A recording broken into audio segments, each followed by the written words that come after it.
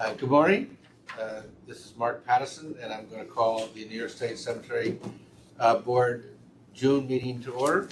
I don't think we will have a hearing at the end that will allow us to adopt the new rules to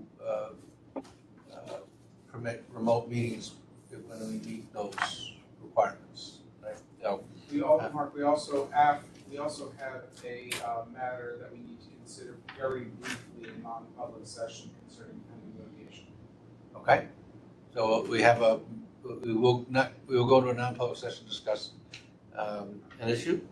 Other than that, I don't think I have anything else to add. Just to introduce the members of the board. I'm Mark Patterson, representing Secretary of State Robert Rodriguez.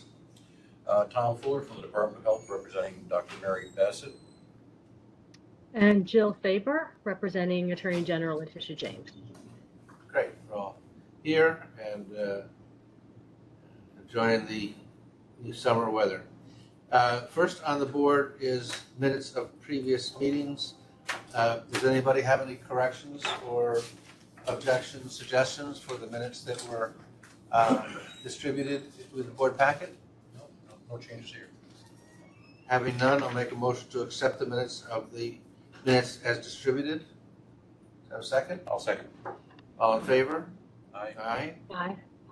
Minutes are approved. I didn't introduce our staff here. First up is Rob Vandalism, our counsel.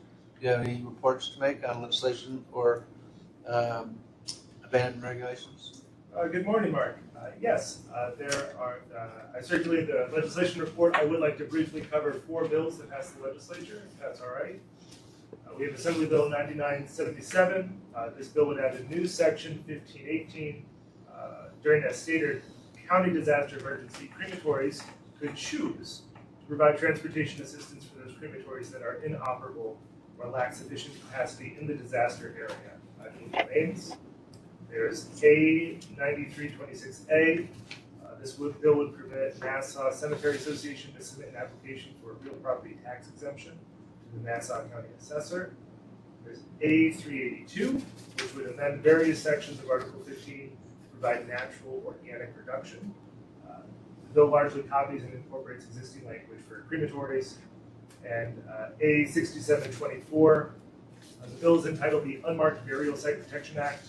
It amends various aspects of the Parks and Recreation Law, Education Law, and various sections of Article 15 of the Not-for-Profit Corporation Law, including creating a new section 1518, which establishes a Native American Burial Site Review Committee, which in the event that human remains or funerary objects that may be of Native American origin are found, the committee would be responsible for determining lineal descendants or culturally affiliated groups.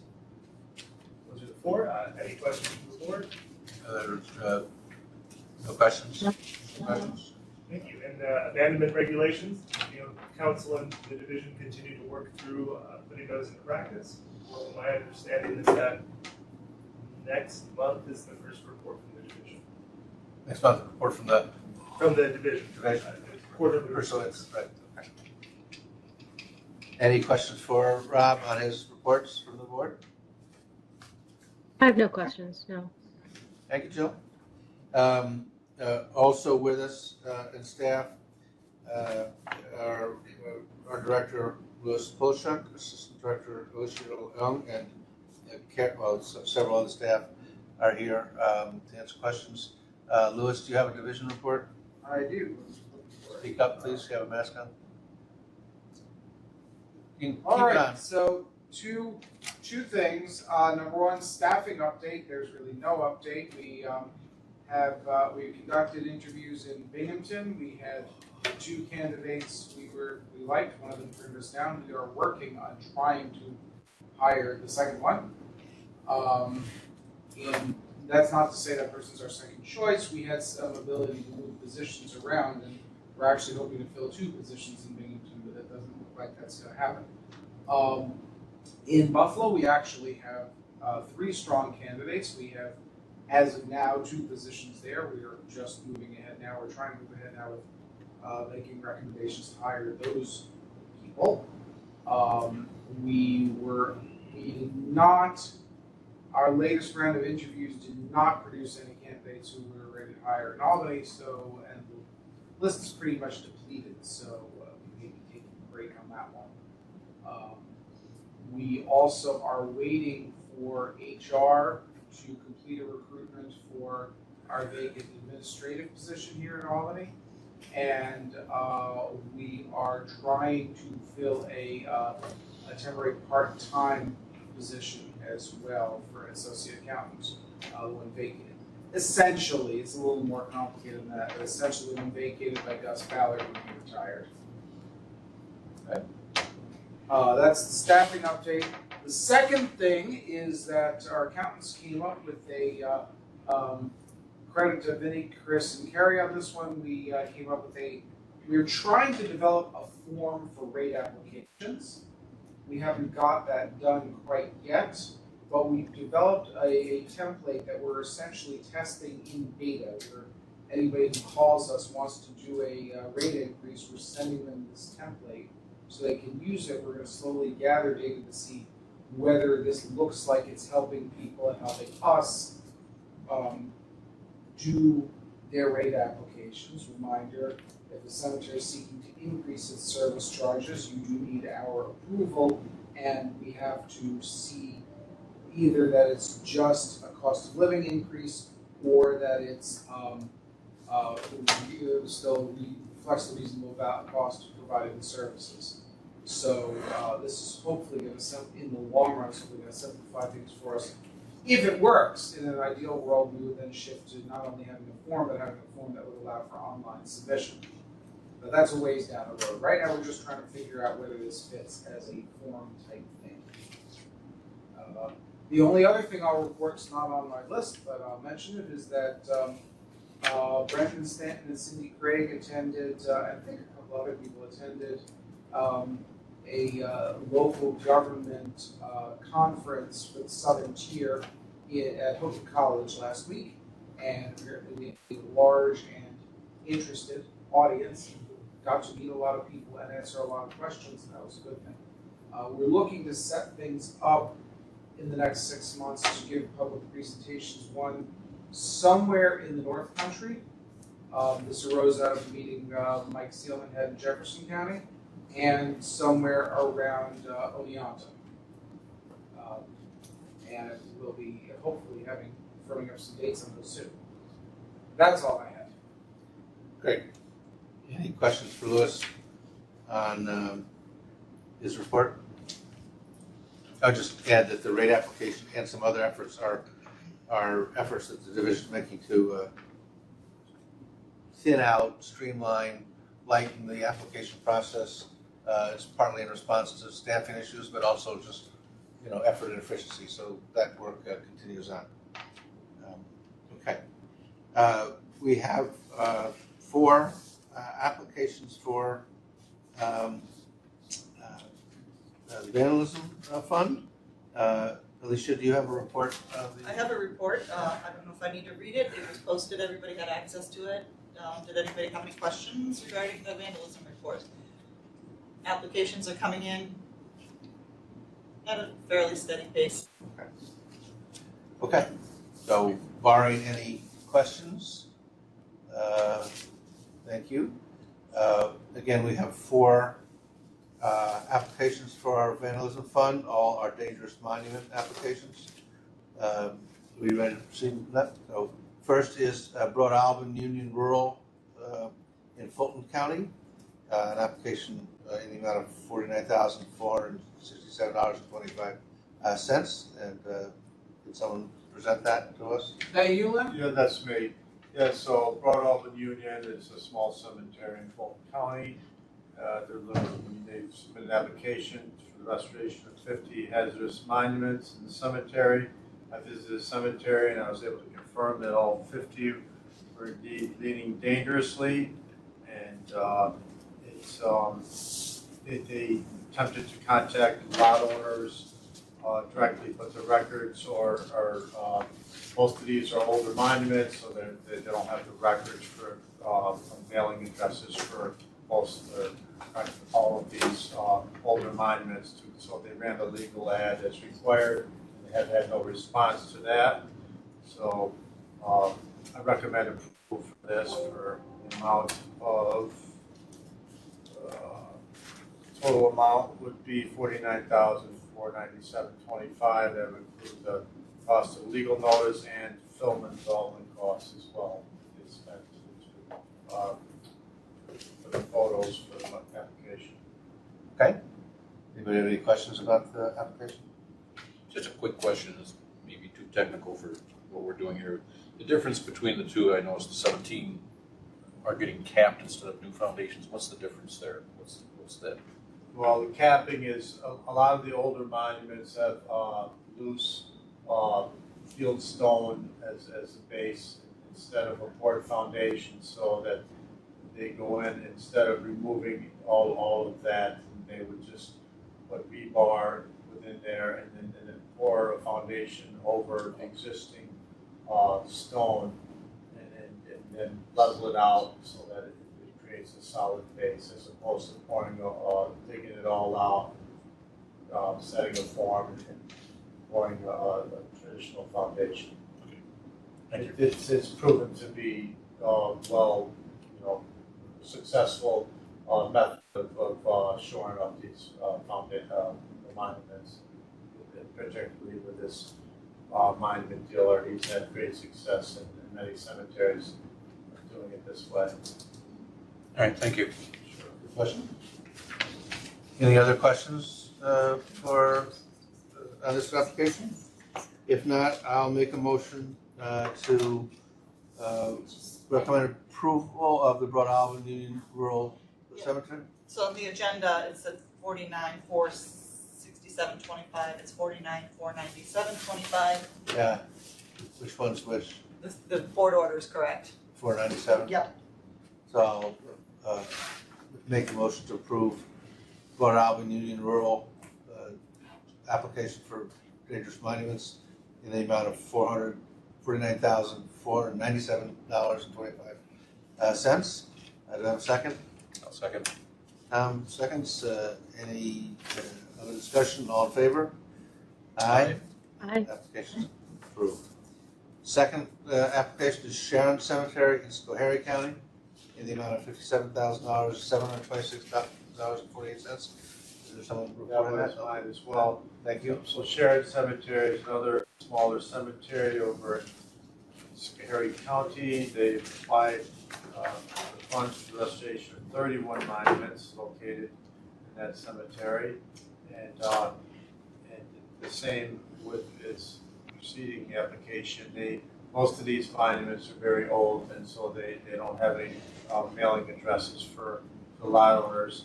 So they ran the legal ad instead, and they've had no response to the legal ad. I visited the cemetery, and I was able to determine all 31 monuments are dangerous and in need of repair. And so I recommend approval for this. Okay. Anybody have questions of this application?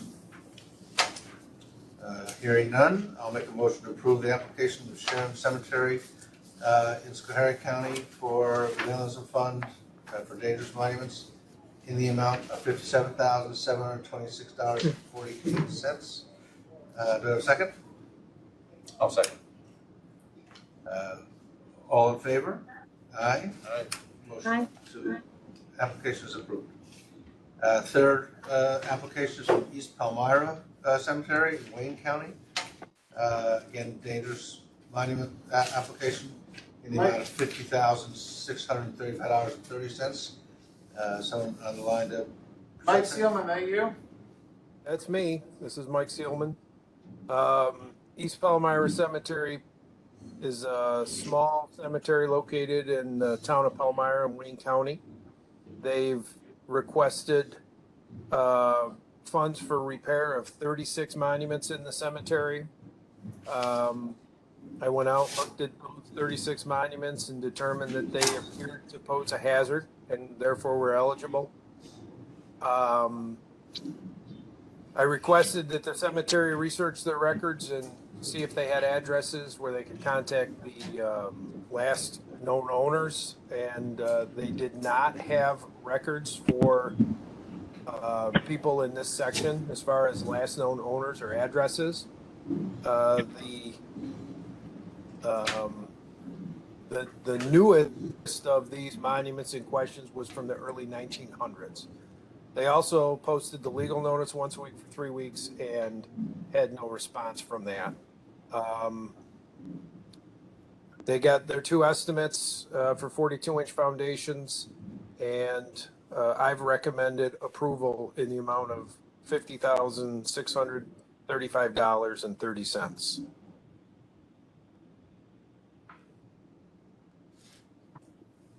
Okay. Do anybody have any questions there? Is there a difference between the 57.6? Is that the legal notice? I have on the agenda 57.726. No. Not Margaret. on my agenda.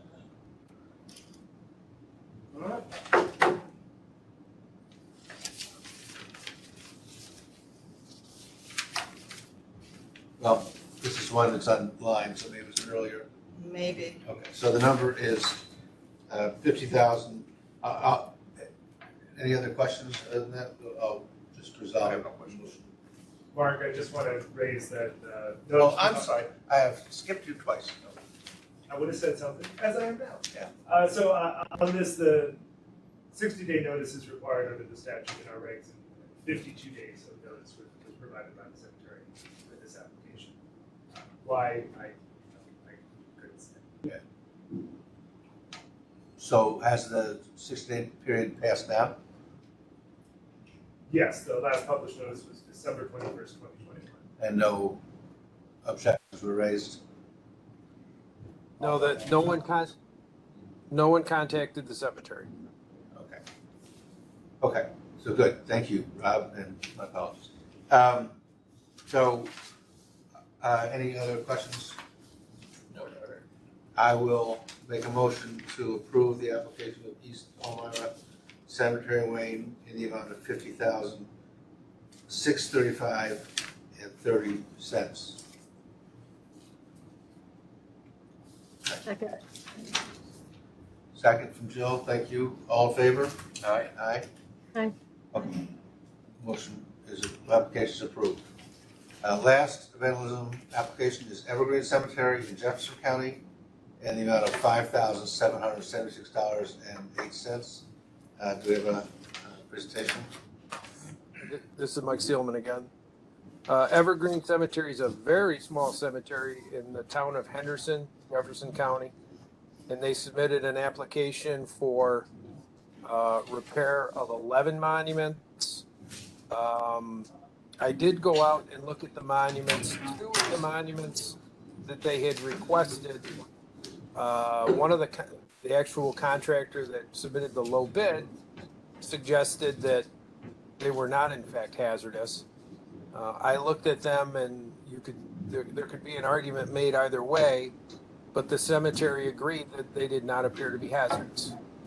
One of the other monuments had actually fallen. It was on the ground, therefore it was no longer hazardous. So of the 11 monuments originally requested, I recommend approval of 8, as I see them as being hazardous, and they have all the information to back that up.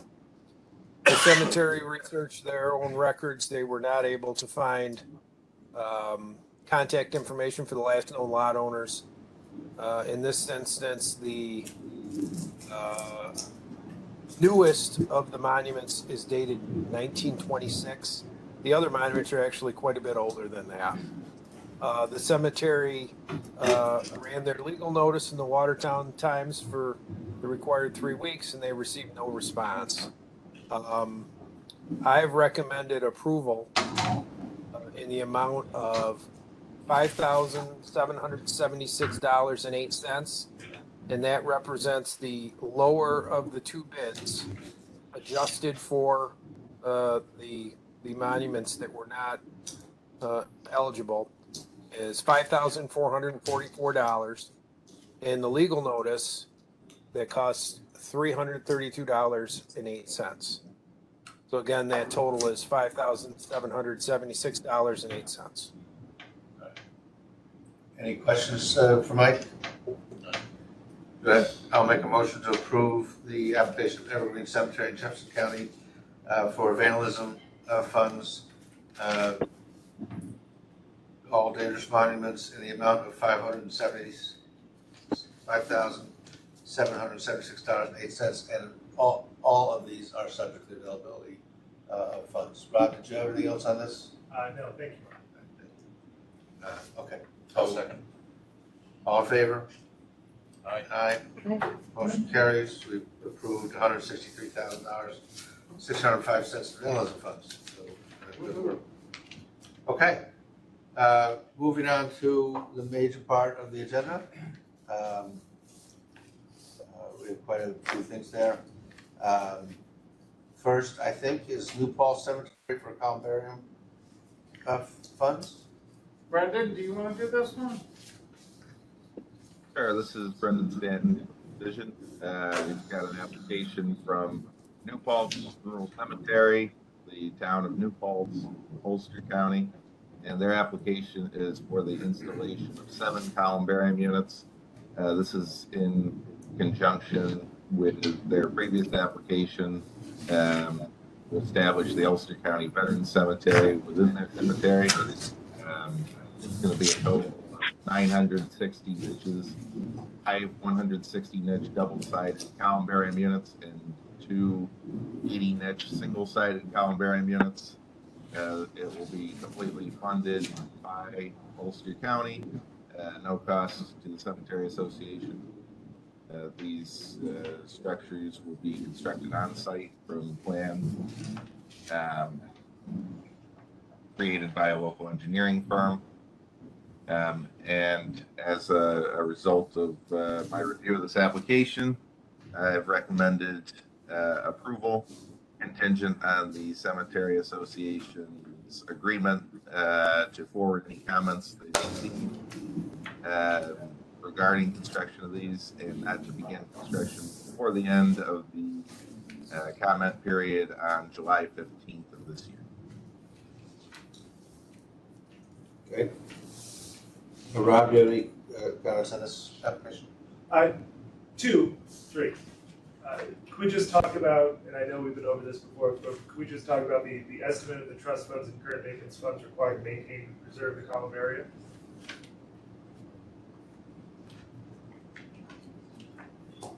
So moving forward, what's the anticipated cost to the cemetery? This is one of the regulatory elements to look at when the cemetery board is looking at an application to approve a columbarium.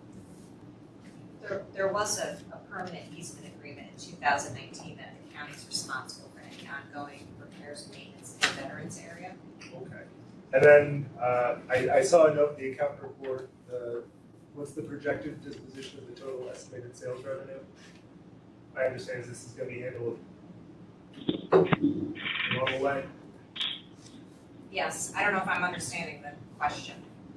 The regulations require the cemetery to give a breakdown, how much of the money is going to repeat construction, how much is going to permanent maintenance fund, and how much is going into their unrestricted funds. And it's all in the report, in some form or another. The estimated, but we're really supposed to be, they're supposed to be giving us a breakdown on the proceeds. It's required by the regs. We did a Schedule B, which showed that over 19.2 years, they're actually going to make $233,000 on this project. Of which 10% to PM. Understood. That's after the 10%. Oh, that's right. And then we also have in the report the construction cost, which is 0 here because they're not paying. Understood. And my third comment is, I would agree with the division that, approval should be contingent upon, forwarding any comments, and not beginning construction until July 15th. And I would just add also that it should be contingent upon receipt of all required building permits. I'm just going to add one thing. It's not really germane to this application, but in general. The installation of a prefab columbarium generally doesn't have any maintenance costs associated with it, other than maybe power washing it once a year. Once they're in, they're there for decades without any issues. So that piece of the regulation makes more, I wouldn't say it applies more, it applies in all situations, but makes more clear sense when you're talking about either a mausoleum or a columbarium that has some kind of structure, indoor space, glass front niches, something that would require routine maintenance. A prefab outdoor columbarium. Just to be clear, these are not prefabricated units. No, I know, but in this case, I'm talking more generally, in this case, that's not there because the county's paying for it. Not because of the nature of the construction, but in general, we don't typically have that number for a columbarium project, and that's because for a prefab unit, there really isn't any cost associated with it. And I wanted to point out that the reason why they do have a return is because there's no cost up front, but they are still going to collect an opening fee, as well as a reduced rate per niche as they're sold from the county, which is generating revenue from the cemetery that they can use for general purposes. Any other questions from the board members?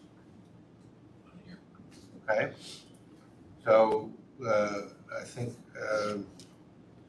I'll make a motion to approve the application of New Paltz Cemetery for an additional columbarium with the caveat that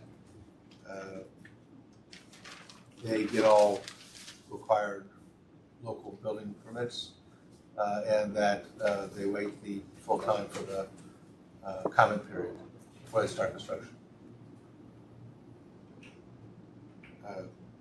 Do you have a second? I'll second. Any questions about that? All in favor? Aye. Aye. Motion carries. Thank you. What? Oh, to be clear, it's seven, the approval is for 7 columbarium units. It's not 7 columbarium units, I wasn't clear what it said. Yeah, some of the confusion was that they're doing 2 up front and 5 later, but they want approval of the whole project. Well, that's good for the record to be clear. Thank you. The next application is from Fishkill Rural Cemetery, again for additional columbarium units. Do we have a presentation on that? That one's mine. Fishkill Rural Cemetery is a fairly large cemetery in Jefferson County. They've submitted an application for the installation of 11 prefab columbarium units, which would contain 340 single niches in total and 84 double niches in total. Now these columbarium, they plan on situating them on a multi-level tiered units overlooking a pond. So they intend to pour the concrete pads to set the units on, and so they would be on tiers. And the cemetery has a very good history of sales for niches. Currently, they have one prefabricated 75 niche unit that is completely sold out. They also have 224 niches in older, larger community mausoleum. They only have 1 niche remaining in that mausoleum. And they have a newer community mausoleum that contains 204 niches. This mausoleum was constructed in 2019, and within that, there's only 129 niches remaining for sale. So they've proven that there's a great need for niche sales in the community down there, and that's why they're going forward with the purchase of these units here. It seems to me like it's a good investment and a good project, especially considering their sales history. And I think it would be good for the community, good for the cemetery, so I recommend approval. Okay. Is there any other comments from the council? No comments from council. Thank Okay, any questions from the board members? The only thing I'll add, which probably is not necessary, is that Fishkill's had a really good track record of developing columbarium, mausoleum and columbarium projects and selling them well. So that's that. So it's like, I mean, they're pretty consistent with that. It's really, Okay. they're also not, because of where they are, they're not just serving Dutchess, they're serving, because they're in southern Dutchess, they're serving Putnam County as well, where I don't believe, that's not true.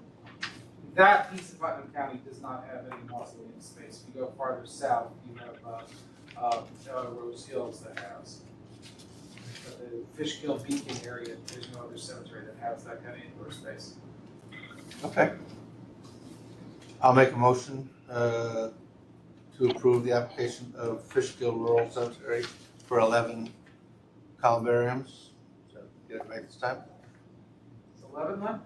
Yes, 11 11. prefab units. 11 prefab units with no conditions that I'm aware of, no other conditions. So do I have a second? I'll second. Okay, all in favor? Aye. Aye. Thank you. Application approved. Next is Vestal Hills for a land sale. Brendan, this is going to be you or Alicia? I'll go. Brendan Stanton again with the division. Vestal Hills Memorial Park is located in the town of Vestal in Broome County. They have submitted an application for cemetery board approval to sell just north of 3 acres of land. They've accumulated quite a bit of land over the years on a mountain on which the cemetery sits. This portion of land is quite a distance away from where the cemetery currently does most of its operations, and it happens to be located next to a church. The church is interested in purchasing the parcel to expand its holdings. The cemetery has demonstrated that this is not suitable for its use, mostly because of its location. It's too close to the church and other residential properties, too far away from its currently developed sections. They did obtain appraisals for the property and have agreed on a price of $115,000 per acre. And as a result of the information provided by the cemetery, I have recommended in favor of approval of this application. Thank you, Brendan. Just to remind people, if you're not speaking, please mute your phone. I appreciate it. Hear a little background noise. Is there anything else to be added? Rob, do you have anything to add to this? Yeah, so let me just jump in there. First of all, the two people I think are not muted are both dialing in, one from a 917 area code, one from the 716 area code. If you're not speaking, please mute. Second, so there are a couple of other things going on in this application that I want to flag for the board. Number one is as part of our recommendation, the cemetery has sought about 42 grand in legal fees. Which represents 12% of the total sale proceeds. We've asked for additional information to be able to determine that these are quote unquote necessary expenses included, without which, unless if they're not quote unquote necessary expenses, the cemetery has to deposit. That's the only basis for. Sorry, let me make this clear for the record. The statute says that the sale proceeds have to go into the permanent maintenance fund, less the necessary expenses incurred. We're not prepared to decide one way or another as we sit here today whether all of those legal fees were quote unquote necessary expenses incurred. We've asked for more information. The cemetery has declined on privilege grounds. I assume, I think council will be or I will be continuing the conversation with them to try to get additional information while respecting their concerns about privilege. so that we can get to the bottom of that. There is precedent for this. Len, if you recall, we had the cemetery in Warren County where there was some question as to certain expenses where I think they hadn't quite solidified what those expenses would be yet. And we, the board approved the land sale and said, for now, all but X goes into the PM fund, but you can come back and demonstrate that Y is also a necessary expense, and at that point, you can transfer to the general fund. That's what we're recommending here. There are a couple of other collateral issues, one about, both of which concerning the certificate holders of the cemetery that we want to try to do some further exploration of. They're not really germane to this transaction. They are germane to the cemetery's activities. So I'm just noting those are out there, and that we're going to be inquiring more about those, but we're still recommending approval subject to the little bit of throat clearing about what can go into PM and what they can pull out for general fund.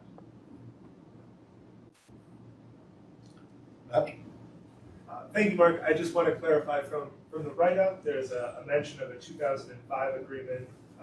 That write-up indicates that the Office of the Attorney General and Cemetery Board were signatories to that agreement. It's actually an agreement between the cemetery and a related corporation which held the certificate of indebtedness. I just want to clarify that one point.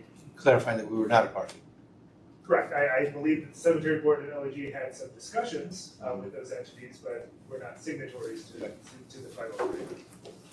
I concur with the vision that what we're looking at here is depositing the proceeds of the sale to the PM fund minus necessary expenses.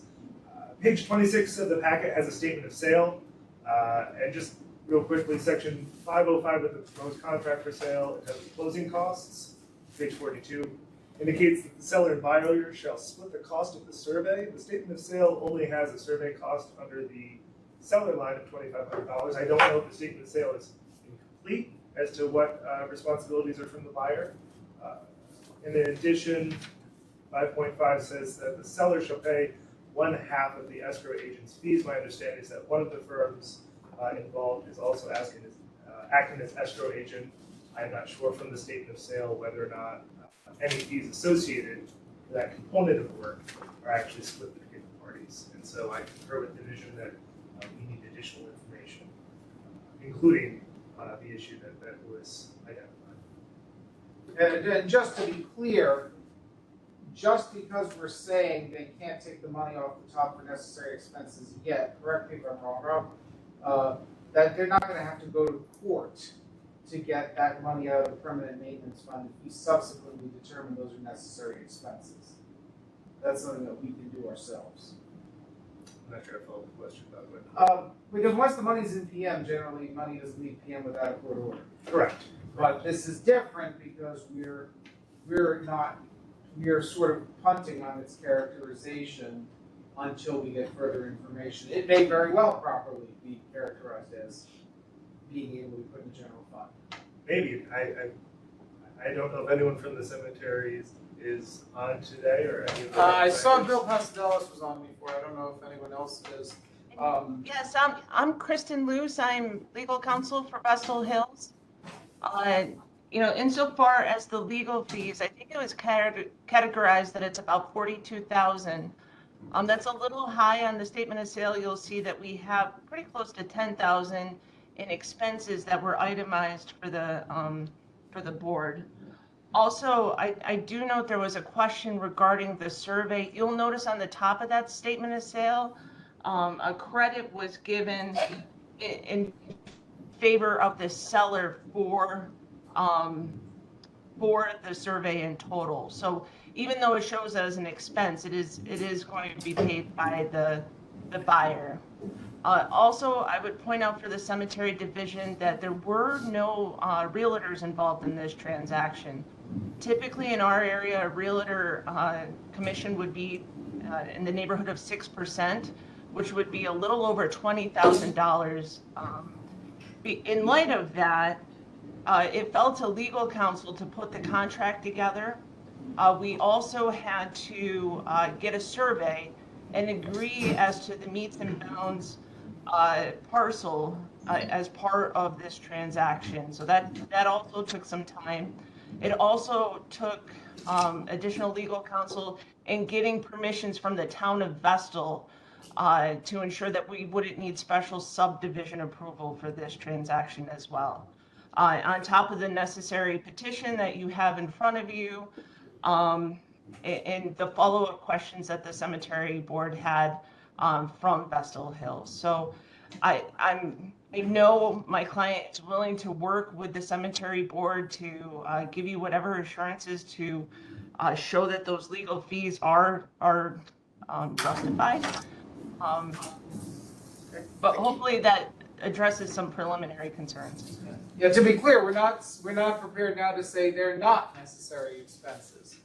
We Understood. just don't have enough right now to decide it one way or another, and don't want the money that, obviously the cemetery can pay it.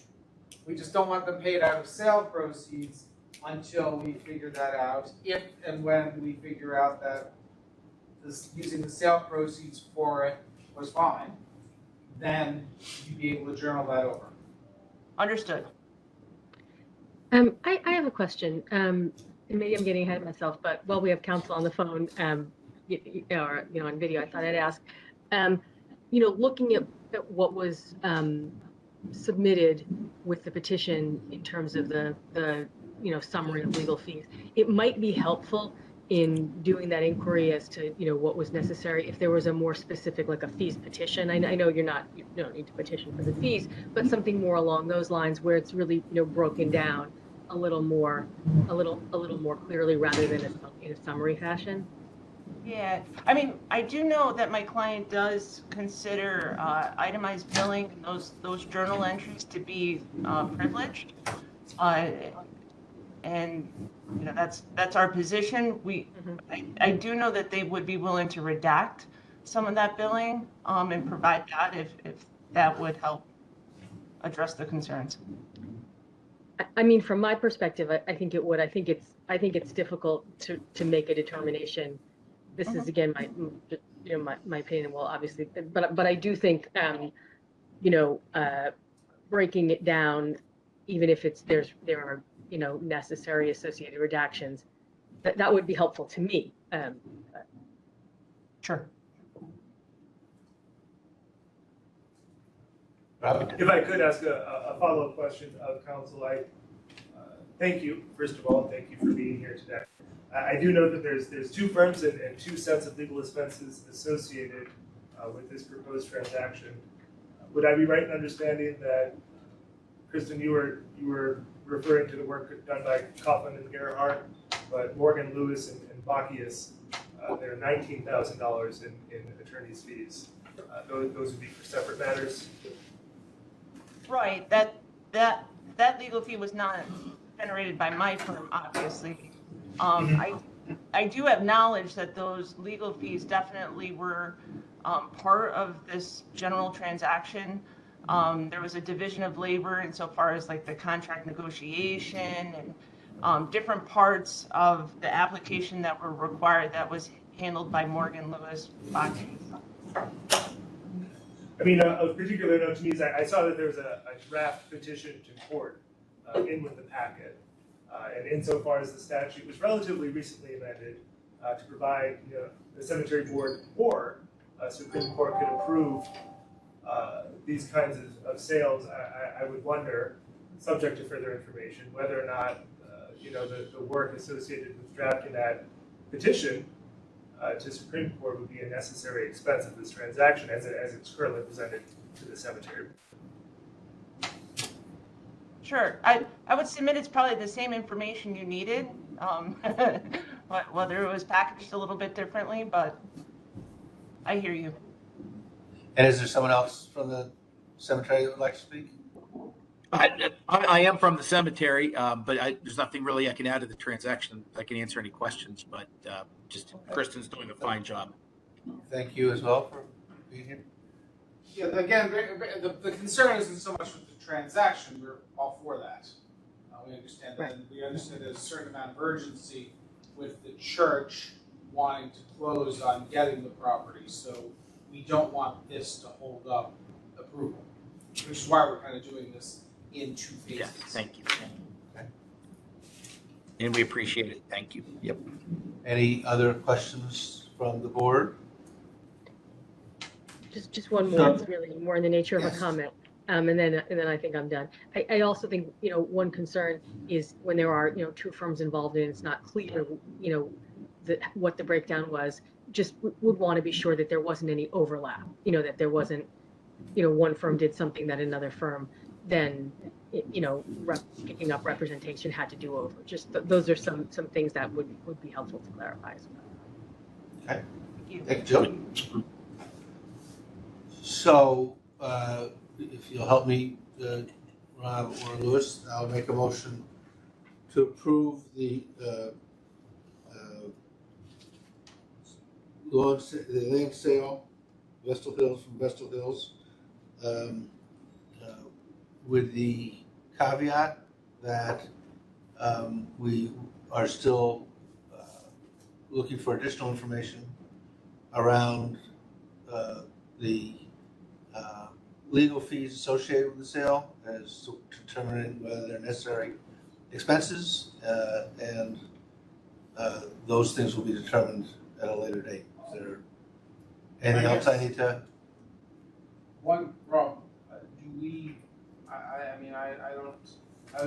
I've been thinking about this, I think we weren't clear enough on this beforehand. What about the other quote unquote necessary expenses, other than the legal fees? Do we want to put the whole issue of necessary expenses off until we can wrap it all up? Or can they disperse those minus the, I guess that's a question directed more to you, Alicia. I would be most comfortable if they put all the proceeds into the PM initially, and then they could back up once we. Yeah, so we have to determine the defer final the entire issue of necessary expenses with the idea that that could be hopefully swiftly resolved and come up with an agreed number, and that would then come out of the permanent maintenance fund. So that's my motion. The motion would be to approve the land sale, but defer action on determining whether any of the sale proceeds are necessary expenses that can be deducted pending receipt of further information. Does that? I mean, are we Mr. contemplating- Polisher, can I ask one question then? Sure. Would Vestal then just pay those expenses from its current account at closing? Correct. Yeah, and, okay. It's we not, would do it that way. our issue is not with you paying them, our issue is with you taking them off the top. For accounting purposes. Okay. So, Right, Rob, did I not phrase that right? I'm not sure. I mean, the mechanics of it, I agree with. I just wonder, is the board contemplating, a follow-up from division and council at ideally next month's meeting about, where we landed on what we believe yes, necessary? that's what I would understand. Understood. So yes. Okay, so I've made a motion to approve the land sale with the understanding that we're continuing to examine the issue of necessary expenses, and that we hope that will be resolved and reported back to the board at the July board meeting. Good enough? I think so. All right, Sure. so I'm looking for is good enough. And we certainly aren't against, legal fees. The lawyers are not here. Anyway, do I have a second? I'll second that. Okay. All in favor? Aye? Aye. Yeah, land sale is approved. We have several, Thank you, by the way. Thank you very much. thank you. We have several mergers with Forest Lawn and other cemeteries. You want to take them one by one? Yeah, but I'm gonna ask to take them out of order. I'd like to start with Oakwood, I was going to suggest that. because Oakwood is, there are additional complexities with respect to freedom and freedom rural that we'll have to discuss. Let's see, I can't read my thing on here. Hang on. So, these are so there's a series, I think, 7 cemeteries that it's either 6 or 7, I think it's, 4 plus 3 is 7. 7 cemeteries that Forest Lawn Group submitted merger applications for back in August. These are the last 3. The remaining 4, the board conditionally approved at its November, March, and May meetings, I believe. November, March, and April, something like that. The first of these, Oakwood Cemetery, I think fits, is on some level the simplest one to explain. Oakwood is also in Erie County. It's really not significantly farther from Forest Lawn than its existing property, than some of its more far-flung existing properties, and closer than a couple of the ones that we've already approved. It's part of its core catchment area in Erie County. It's 16 acres. It is generally, though not always, profitable. The issue, and does have a significant demand for graves there. The issue that their board has faced is that they have been unable to recruit new officers and directors who are willing to continue in their current board, or at least the volunteer members of their current board are really pretty much done with the business. Forest Lawns projects that it will operate Oakwood profitably, which is a very easy projection to make given that Oakwood is already mostly profitable. Forest Lawn also projected cost savings, which they have since walked back. I don't think there really are any appreciable cost savings here, but again, these are profitable, so that really doesn't matter in this case. There are several advantages that, Rob, I'm going to defer to you to go through the related party aspects of this. Sure. But there's several advantages to the lot owners in Oakwood from a merger with Forest Lawn. They will have, Forest Lawn's going to digitize their records. That will all be available online. It'll be easier to get lot information.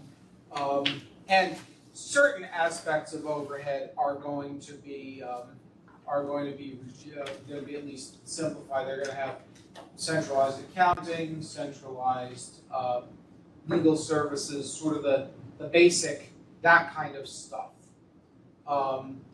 Obviously, for sure in this case, with an active cemetery, we view operation by a cemetery as infinitely preferable to abandon to a town. Couple more wrinkles here that we went, it's all in the report, but a couple more wrinkles. Number one, except as I'm going to note, the various detailed aspects, the transaction complies with the various detailed aspects of section 1506-D. There are 2 clear exceptions that I'm just going to, which I think both of which are substantially complied with. The first one is that this has been true of all of these mergers. The plan of merger document did not have all of the stuff that has to be in the plan of merger per statute. Oakwood has provided proof that in fact those representations were made by Forest Lawn as part of the transaction. We're satisfied that being something in the nature of substantial compliance. Ideally, the plan of merger ought to say everything that the plan of merger should say, but we think that was all included. The other little tiny wrinkle is that Forest Lawn posted its own sign for 57 days rather than the required 60 days. We don't really regard that as consequential. Then there are a bunch of related party issues. I'm going to defer to Rob on that. The only thing I'm going to say is that Oakwood neither has a conflict of interest, it has neither really adhered to a conflict of interest policy, nor has it otherwise done much in the way of compliance with the related party provisions of the statute. Forest Lawn has, in our view, not perfectly addressed those concerns, but has a plan to deal with that. We regard that as actually another reason in favor of the merger. Rob, do you want to fill in the details on the? You want me to jump in now? Yeah. Okay. The related party stuff. So just as Lewis did, back to basics. You know, what the board should be considering when looking at this application is whether to recommend approval pursuant to 1506-D and whether to approve the certificate of merger pursuant to Not-for-Profit Corporation Law 404E and 909. Okay, so related party transactions. The Vice President of Operations of Buffalo City Cemetery is related to the owners of Western New York Lawn Services. Two of the trustees that sat on Oakwood's board are related to the owners of Western New York Lawn Services. Oakwood has provided no information, I think flat out said they do not have a conflict of interest policy. Oakwood has provided no information indicating that prior to retaining Western New York Lawn Services, they went through any of the steps required by 715A and 715. It is for $34,000 a year, a related party to Western New York Lawn Services retained them on behalf of Oakwood. In putting forth information regarding the costs associated with this merger, Lewis and I, Division and I have discussed with representatives and counsel from Buffalo City Cemetery, pointing out the issues with Oakwood's procurement of Western New York Lawn Services, and asking whether or not it remains steadfast in using that $34,000 figure as a reasonable cost for maintaining Oakwood moving forward. And essentially, my understanding is that they have essentially said they'll continue to use that figure. And looking at this merger would increase the scope of BCC's use of Western New York Lawn Services for cemetery maintenance. That use has grown substantially over the years since the Vice President of Operations has joined BCC. In discussing with counsel for BCC and representatives, it appears that in September of 2021, BCC's board deliberated upon the use of Western New York Lawn Services. They've promulgated a procurement policy and procedure where they'll annually release requests for proposals, requests for quotes to retain cemetery care services. They've revised their whistleblower policy, and they have put forward a vendor policy whereby while the Vice President of Operations is still, looks to me, primarily involved in the day-to-day, the Vice President of Operations is still reporting to the President, the Treasurer. Those other officers will be reviewing the transactions. Their policy contemplates surprise site visits. They've completed a template log that they'll use to record what happens in those site visits. And just overall, to circle back to just the statute,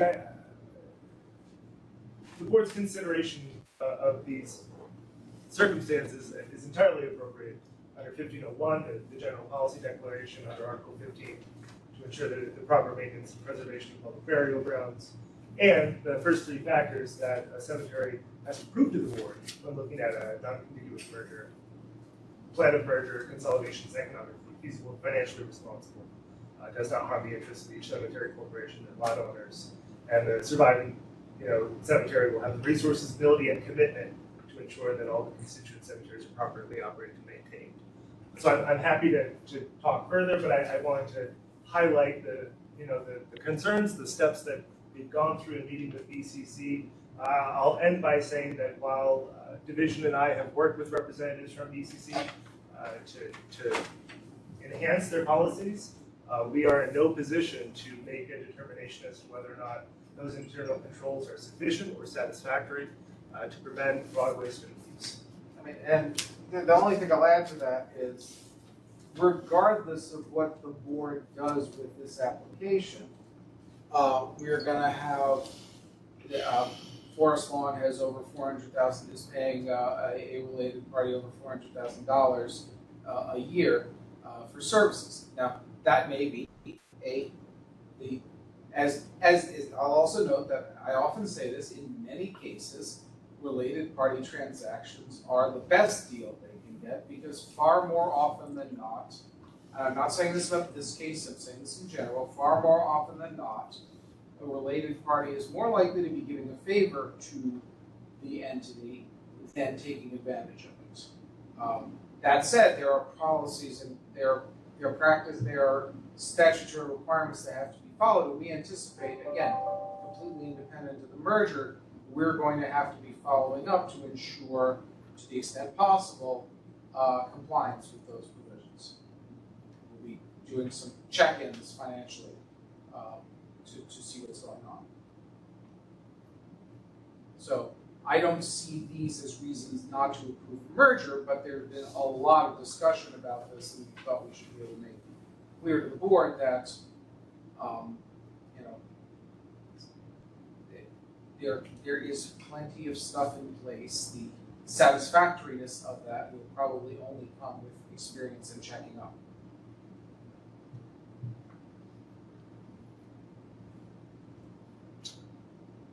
Anything else? Questions from the board?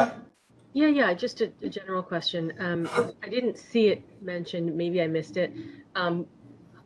Where are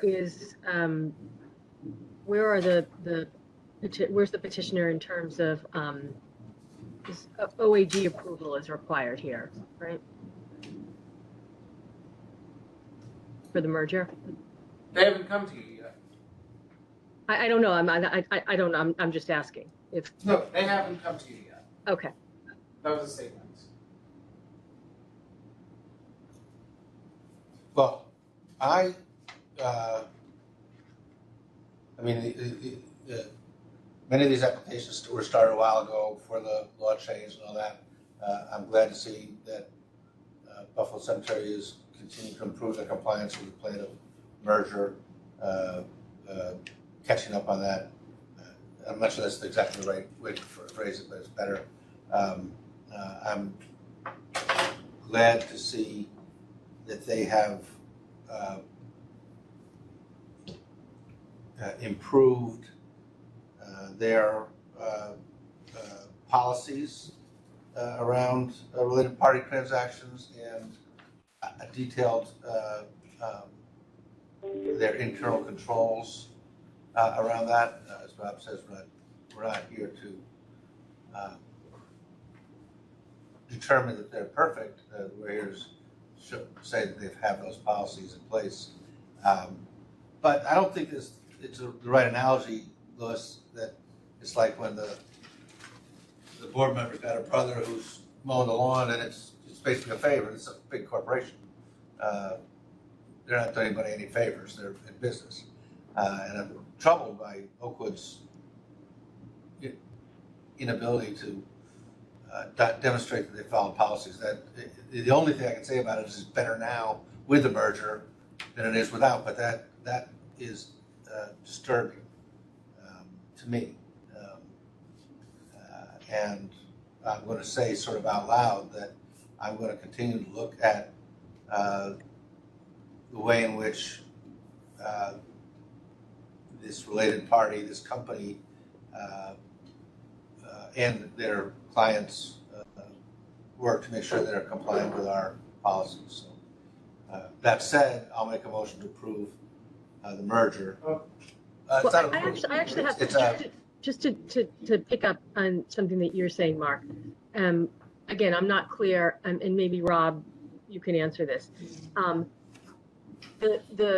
Going forward, the new procedures that are in place relative to related party transactions that I know we're not commenting on the substance or the appropriateness of it. However, do we have confidence that the vendor and the relationship and the process by which that is going to remain in place has been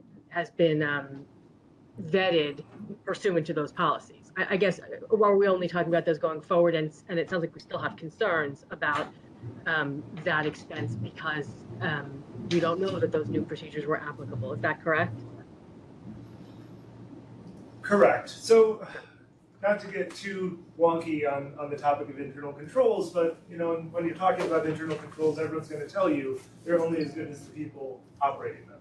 Mm-hmm. And as I've discussed with representatives from BCC and their council, I don't know these people, right? And where I'm talking about areas of risk and concern, I do not know how the Vice President of Operations works or the owners of Western New York Lawn Services. I've pointed out that, based upon the rate card that Western New York Lawn Services submitted in the RFQ, they're charging hourly for mowing. If that mowing starts to take longer than the staff of BCC used to take, then that is more money in the pocket of the Vice President of Operations. Right? How to establish internal controls for that is ultimately the responsibility of the corporation. And, Division and I aren't going to be in a position to say those are adequate and we are sure that they will prevent fraud, waste, and abuse. In terms of confidence, I can say the policy is better than what they were doing before. Well, I mean, we can say that in two ways. As a result of these conversations we have, or partly as a result, partly it came before and we just learned it through the conversations, Buffalo City Cemetery has better policies in place than they did before, and both of those are pretty much infinitely better than anything Oakwood had. But none of that applies to this lawn care contract.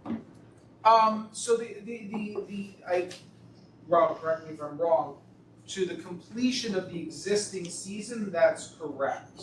Okay. Going forward, they're going to subject this contract and all their contracts to an RFQ process. I am not counsel to DCC or Oakwood. I saw some documentation of Oakwood's procurement of Western New York Lawn Services. I've asked whether or not DCC thinks that it is bound by Oakwood's procurement.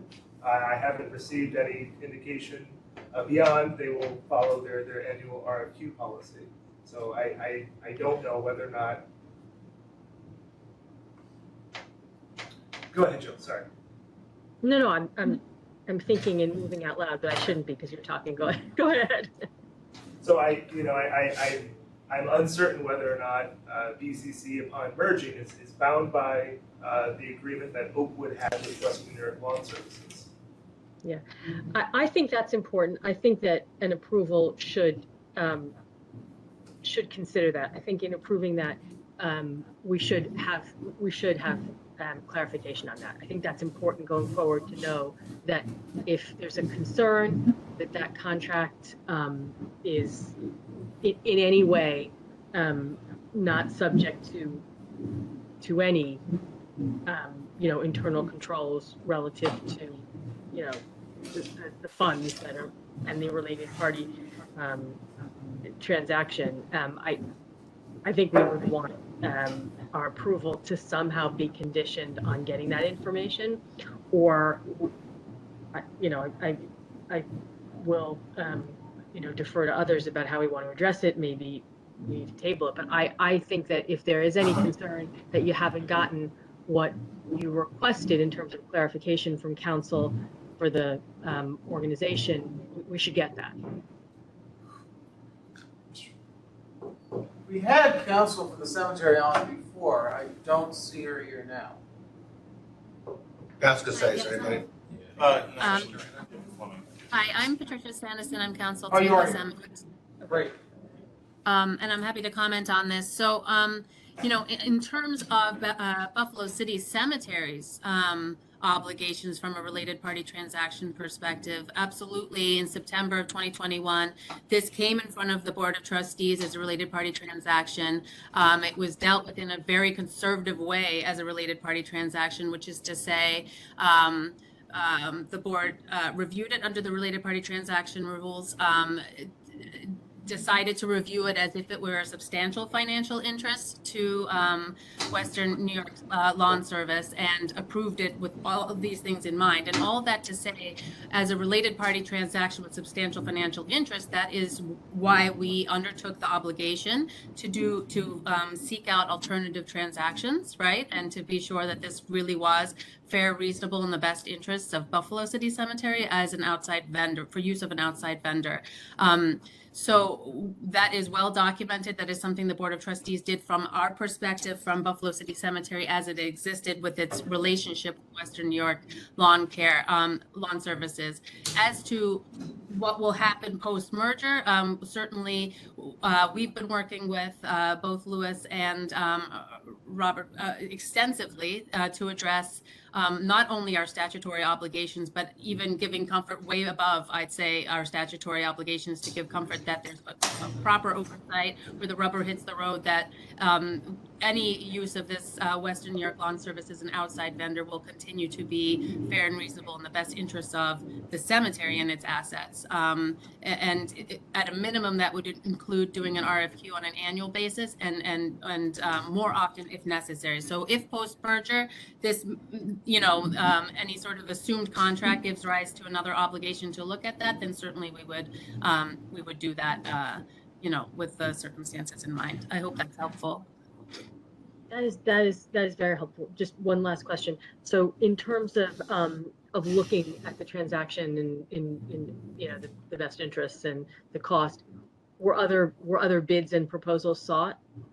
Absolutely. So we did an RFQ. We affirmatively reached out to potential alternative vendors. We didn't receive much we didn't receive any sort of quotations. We can't force the marketplace to provide those. I think this is a circumstance where, quite honestly, they're the only game in town, particularly one that can meet the needs and the demands of forest lawn, but that doesn't mean that it's going to be the case forever. So that's why we're committed to an annual review at minimum, to be sure that if the market changes, we'll be sure to note that and continue to vet it as fair and reasonable in the best interest of the cemetery. That's great. Thank you. That answers my questions. Sure. Thank you. Dave, you? Yes, David Fleming, also representing BCC. I just wanted to point out a couple of issues in turn. Thank you to Ms. Sanderson, who's been working on a number of these items. This is a comprehensive process in dealing with the potential of a conflict.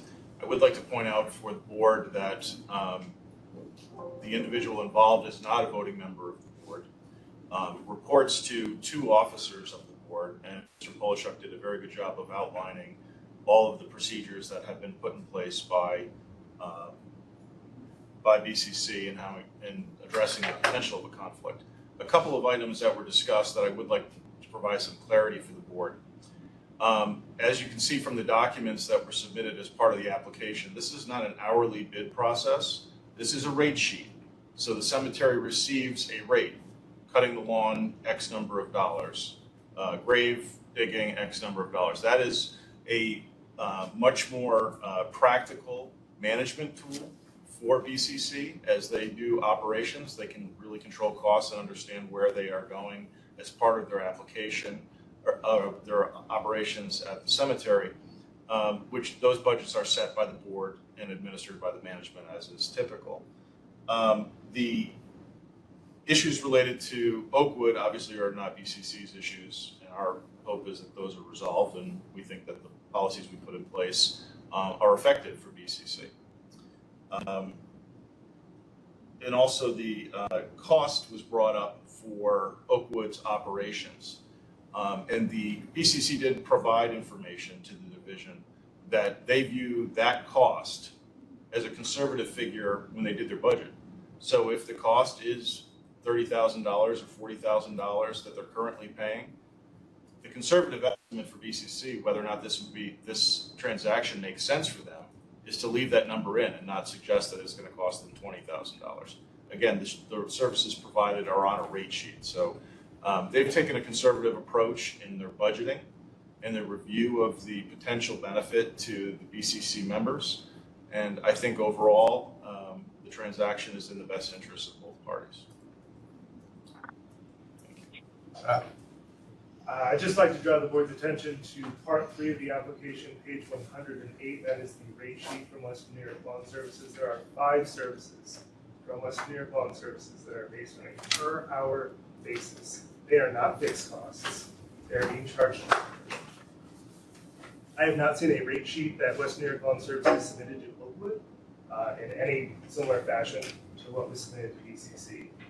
So I couldn't say, what factored into that quote and how it relates in any way to what Western New York Lawn Services submitted to BCC as part of their RFQ. And I just want to circle back just to clarify. Post-merger, is BCC going to immediately do a competitive procurement for services at Oakwood, or does BCC intend to continue to pay Oakwood based upon the procurement that pay for services at Oakwood based upon that procurement, and then the next time it does an RFQ, roll Oakwood into the overall services for BCC. I wasn't clear where that happened. Question directed to the attorney? Yeah, Patricia. And also, thank you for being on today. I really appreciate it. No, my pleasure. I think we'd have to look at it to see if it rises to the level of needing another board review. Our sense is that from our RFQ's perspective, what we were provided, it was held out to us as the standard rate sheet from Western New York Lawn Service. So assuming that's true, and Oakwood has been, obtaining services under the same rates, maybe that it is not so much of a need, but we'll certainly look at it from a facts and circumstances determination, and to the extent we think it's prudent to review that under the related party transaction rules again before September, which we'd be up again for our annual commitment to do RFQ by September, then we would certainly do that if we think that it's necessary based on that Oakwood deal. Does that answer your question? So upon consummation of the merger, BCC would look to see whether or not $34,000 is an appropriate amount to pay for Oakwood's maintenance. I think we'd have to look at what Oakwood's got and then see if it differs from our current deal with Western New York Lawn Service. I mean, the idea, the approval of a Western New York Lawn Service as a general outside vendor, right, to provide outside vendor services was done and it's always been considered in terms of the merger as a cluster model, right? The idea here is efficiency and having a vendor that can get to multiple sites do what needs to be done. So to the extent it fits within what is already been articulated and considered as what would be part of this process, then we would probably not do another RFQ until September. If to the extent Oakwood is under some sort of obligation to maintain services under a different standard rate, then we would look at that again in its own stead prior to September. Again, just to be sure that that deal is fair and reasonable in the best interest of Buffalo City Cemetery, which at that stage would include Oakwood, assuming the merger. Thank you, Patricia. I don't have any further questions. I think BCC's position on this is very clear. Thank you.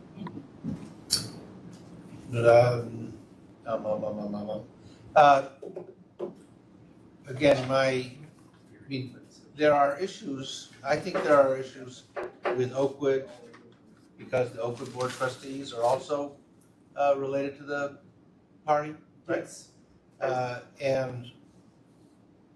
Those issues go away with the merger, right? Because they were. Well, except to the extent that, mostly yes, except to the extent that Forest Lawn is paying under a contract that arose that way. But Right. otherwise, yes, they do. So let me just characterize it, they go away. But, and I am not questioning, Forest Lawn's a competent, sophisticated operation. I'm not questioning their motives.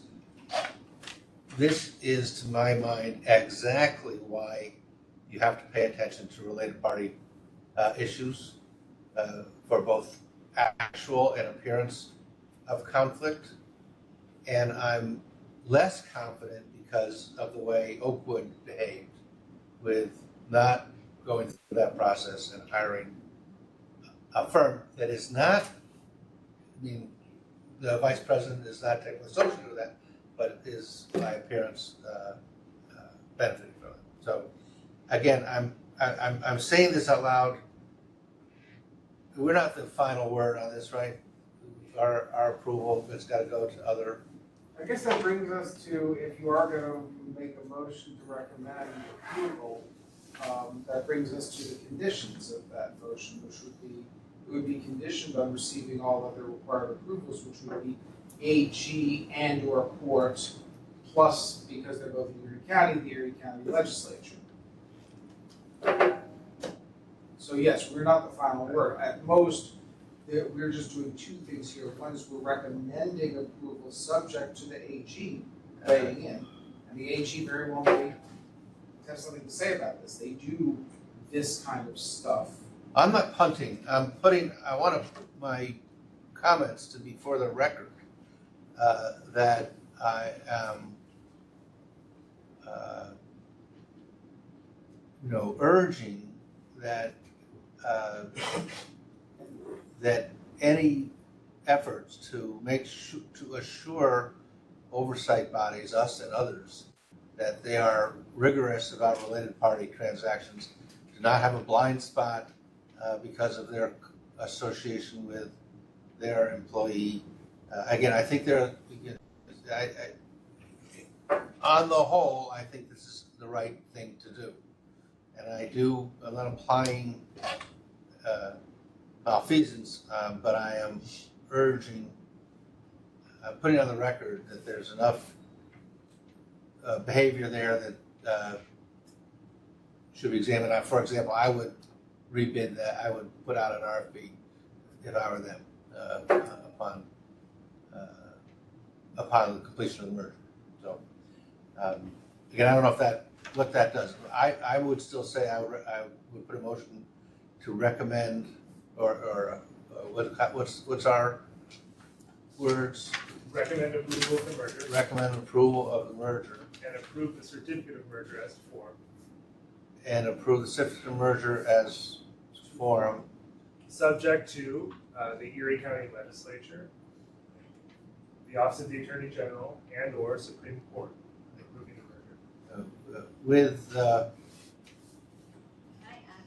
records, yes. I know it's relatively small in comparison, but I do want to point out that there's still a deficit in the PM fund that we want remedied.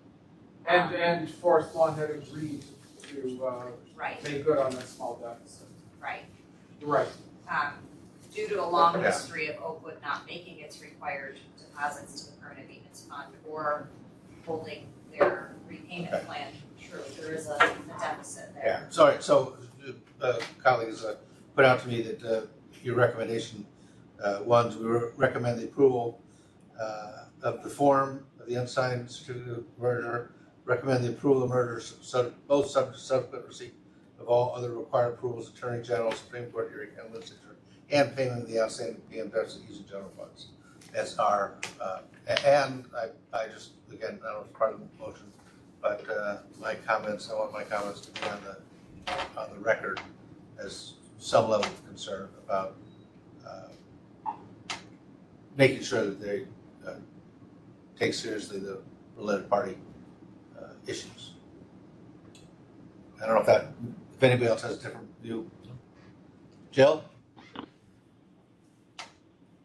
Jill, you're muted. Unmute myself. No, Mark, I think that makes sense. And I throw this out because I do sense that, you have some significant concerns. Would you want to open up a discussion about requiring board approval here? Requiring, say it again, Jill? In terms of whether this is going, whether we would recommend rather than an AG only approval, whether, we would recommend the OAG consider, court approval here. I don't think I'm not the board, but I don't think you guys as the board should get involved in that. I think you guys as the AG, once you get it, are the best ones to assess that.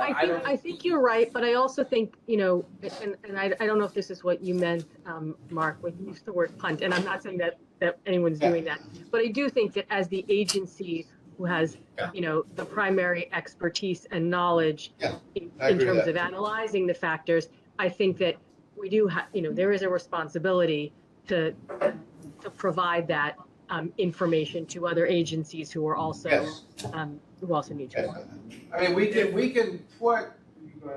If I may, my understanding so far, and counsel, if Patricia's still on, can correct me if I'm wrong. My understanding is that so far, BCC has been petitioning court on these, so that might be their intention anyway. Okay. Okay. I'll say, I mean, BCC is a sophisticated organization. They have worked with division and our council to improve their policies. I'm comforted by that, and as a result of that, I'm prepared to recommend approval of the merger and the other things there. But I agree wholeheartedly with Jill. I'm not punting.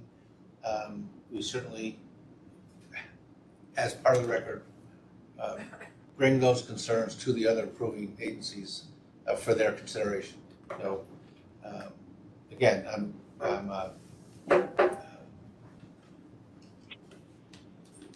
this is an improvement, and an improvement on the policies and the way they're approaching that, and I'm appreciative of their efforts to do that. So, again, I made the motion. Do I have a second? I'll second. I'm going to open it back up for other comments. Jill, do you have something else that you'd like to add to that or view?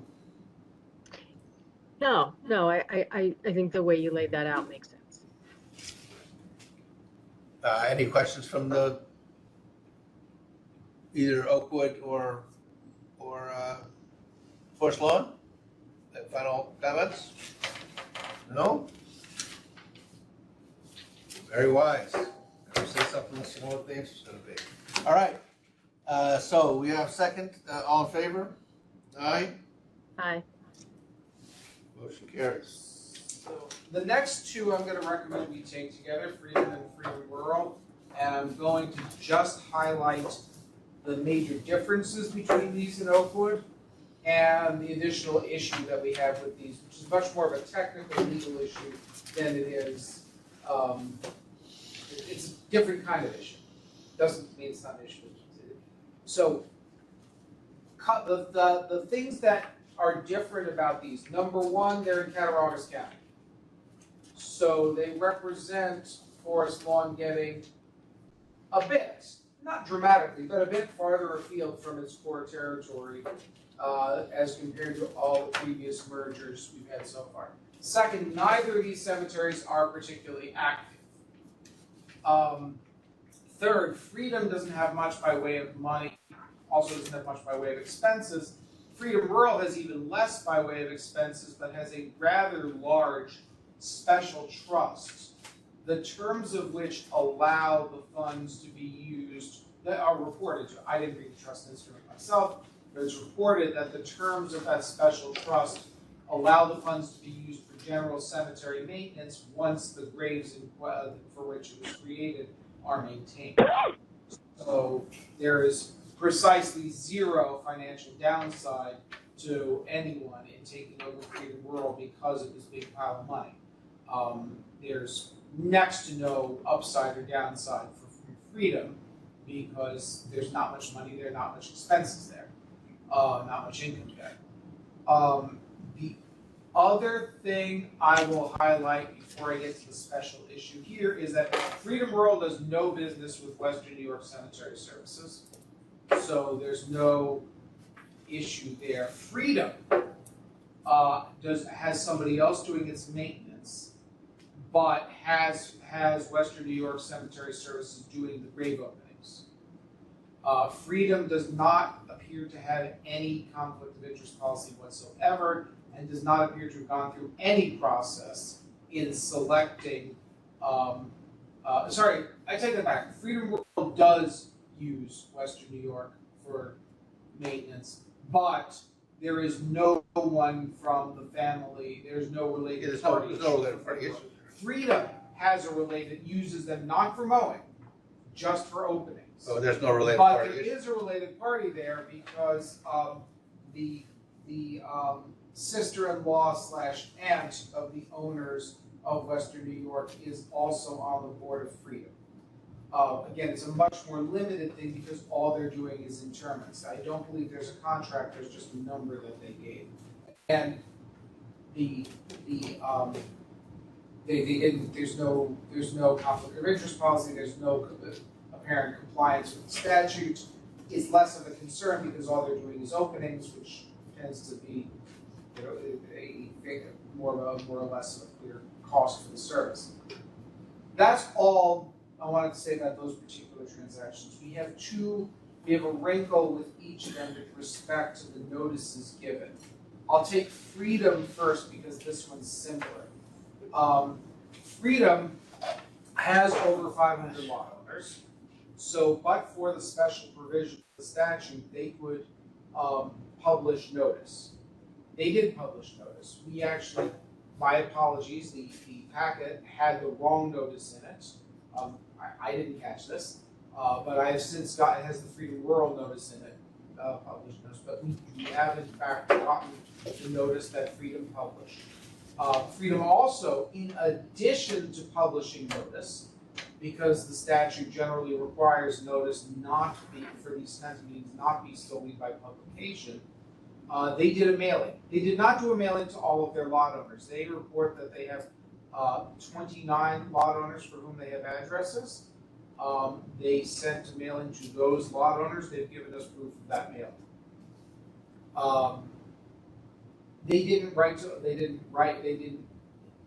They haven't affirmatively asked the board to relieve them of the obligation to give notice other than by mailing because of undue hardship.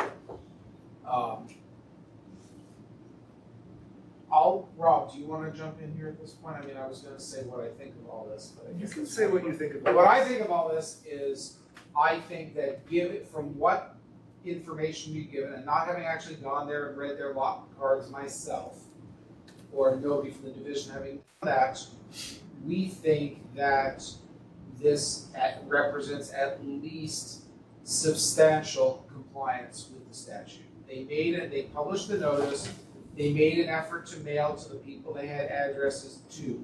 They can't send a mailing to somebody they don't have an address for.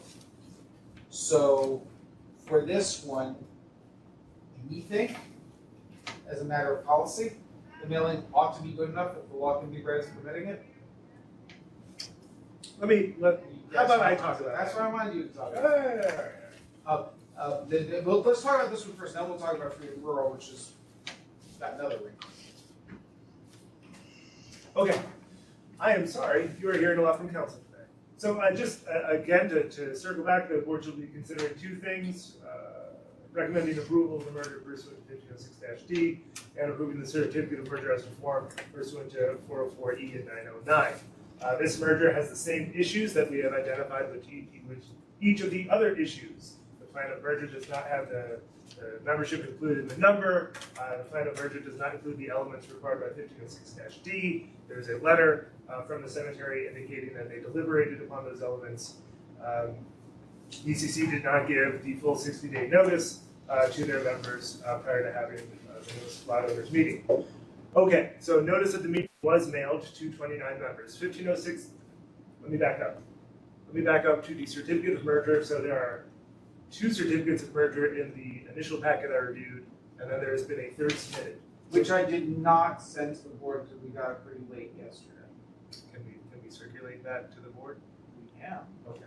So the initial certificate of merger from the applicants did not include the number of members. The revised certificate of merger, which is in the packet, said they had 29 members. Very recently, the applicants have submitted a further revised certificate of merger listing Freedom as having 663 lot owners. Not-for-profit corporation law 605 permits a not-for-profit corporation to give notice of a meeting of members by publication if they have over 500 members. Not-for-profit corporation law 1506-D does not permit notice by publication only unless the cemetery can demonstrate hardship. There's no information in the packet from the cemetery, either one, demonstrating hardship. And so, in my mind, what the cemetery board may wish to consider is whether or not notice by publication, which the division assures us they did do, we got that later information, that notice by publication alone would be sufficient due to hardship. What that hardship is, again, is not information in the packet. But in terms of, my understanding is that, yes, they have addresses for 29 members and sent letters to 29 people.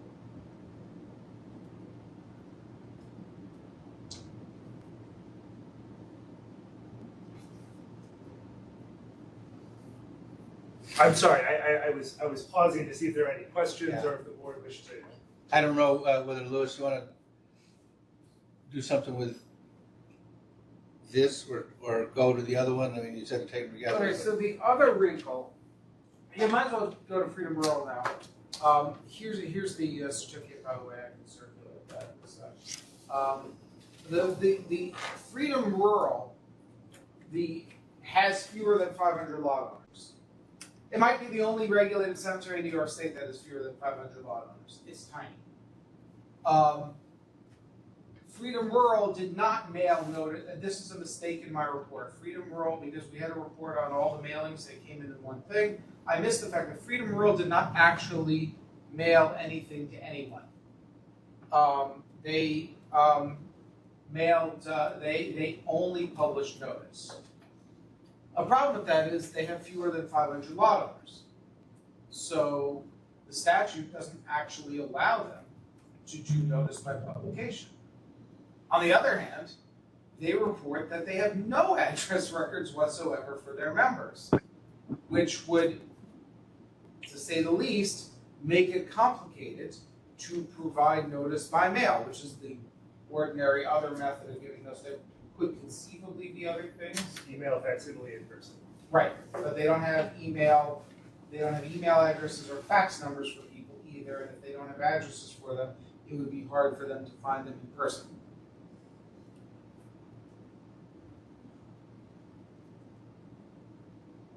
So, on the one hand, we don't have the situation where they provided notice only to a small subset. On the other hand, they didn't mail notice to anyone, and I'll defer to counsel on this, but I don't see how they can rely on published notice when the statute specifically says published notice requires 500 members. And so what's the cure, right? I don't know how to cure it though. I don't know how to cure it though. And this is a problem not just for this. What was their option? This would also prevent them from having an annual meeting. It's not just the merger that this is a problem for. They can't have a legitimate annual meeting because they can't give notice of their annual meeting, which means they're stuck in perpetual limbo. So they did have, I thought it was 5, there's a certificate saying that either 5 or 7 members came to the meeting of members. I think that there's a large overlap between those members and board members themselves. I think more people than the board actually showed up at their meeting, which means that somehow somebody saw some form of notice, which means that on some level, what they did, even if not strictly in compliance with the law, actually worked.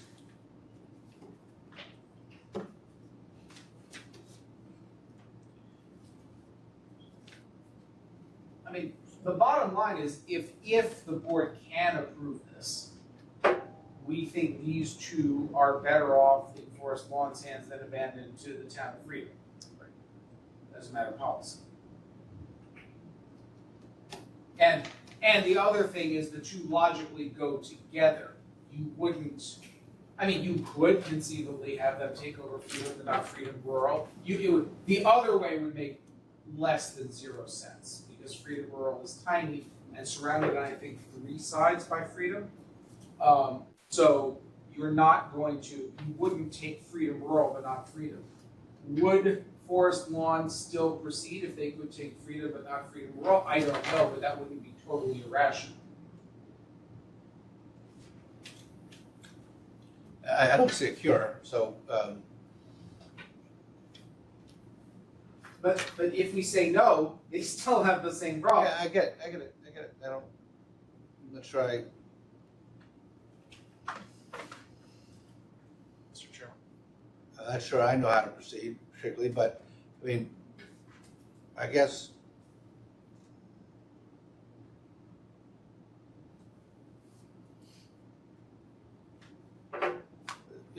again, we're not.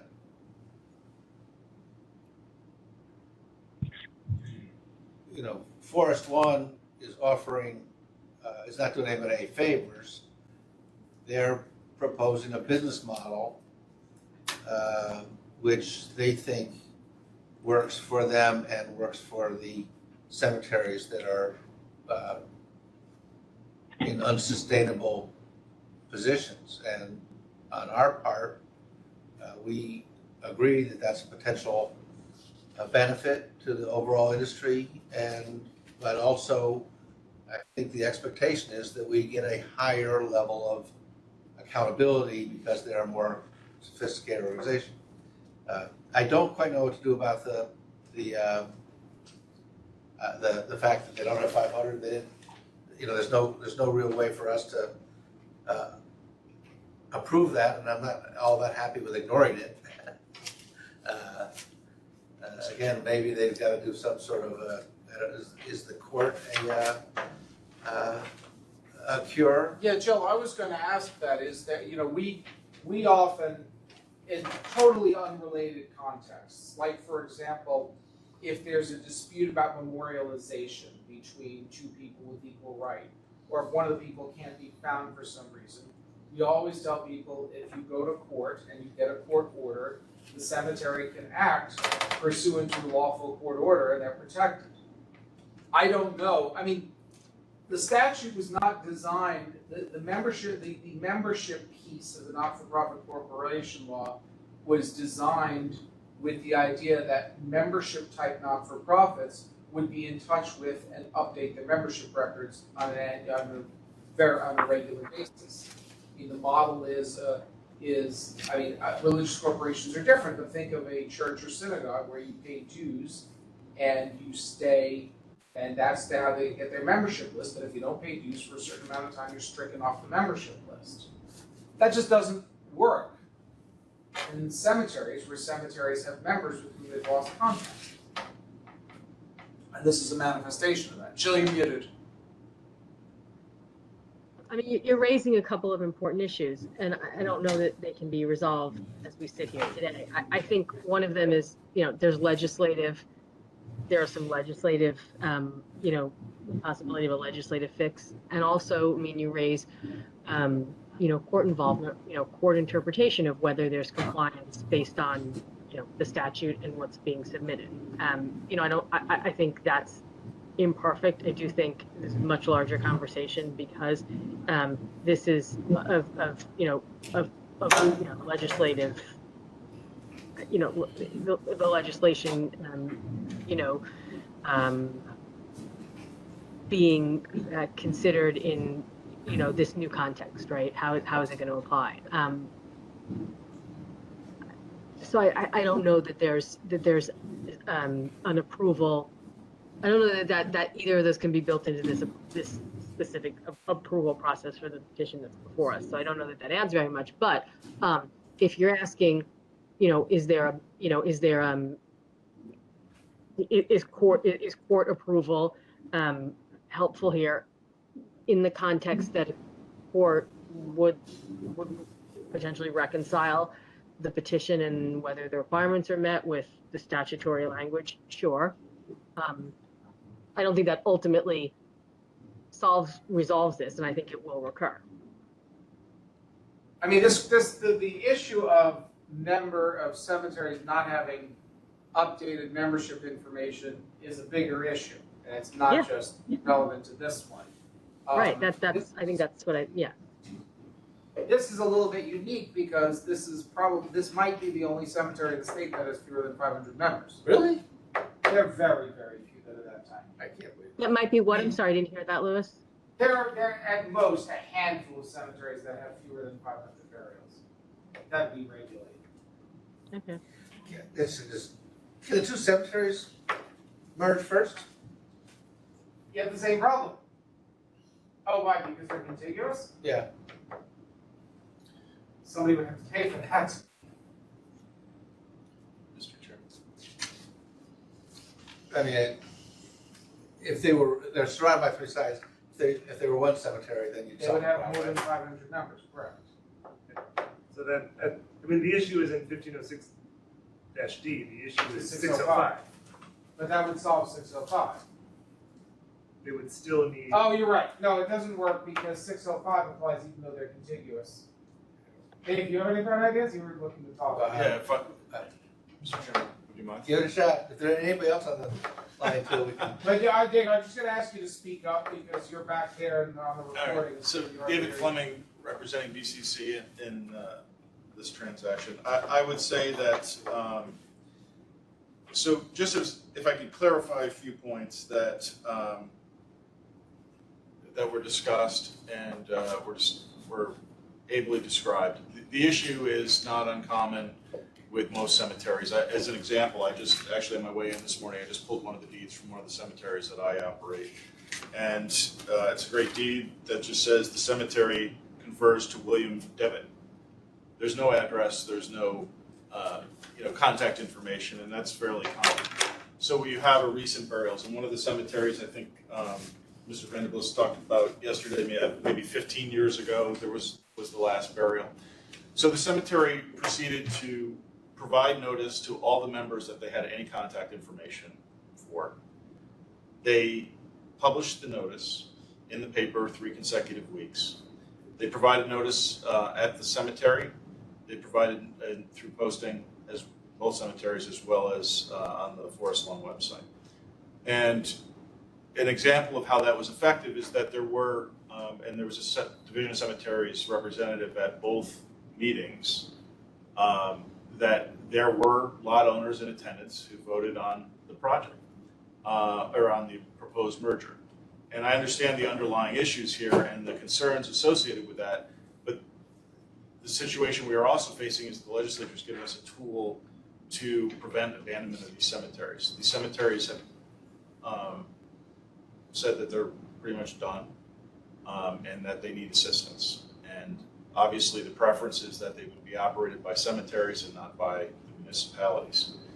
The issue related to, and I leave this to council, is that there was a suggestion in correspondence yesterday from the cemetery that if the board determined that it was, if it's necessary, that it was a hardship to be able to notify everyone. I'm not sure if That was my bad idea. The hardship thing only works for the merger statute, 1506-G. It doesn't help us with the section 605 piece where they need to have 500 members or they can't rely on notice by publication.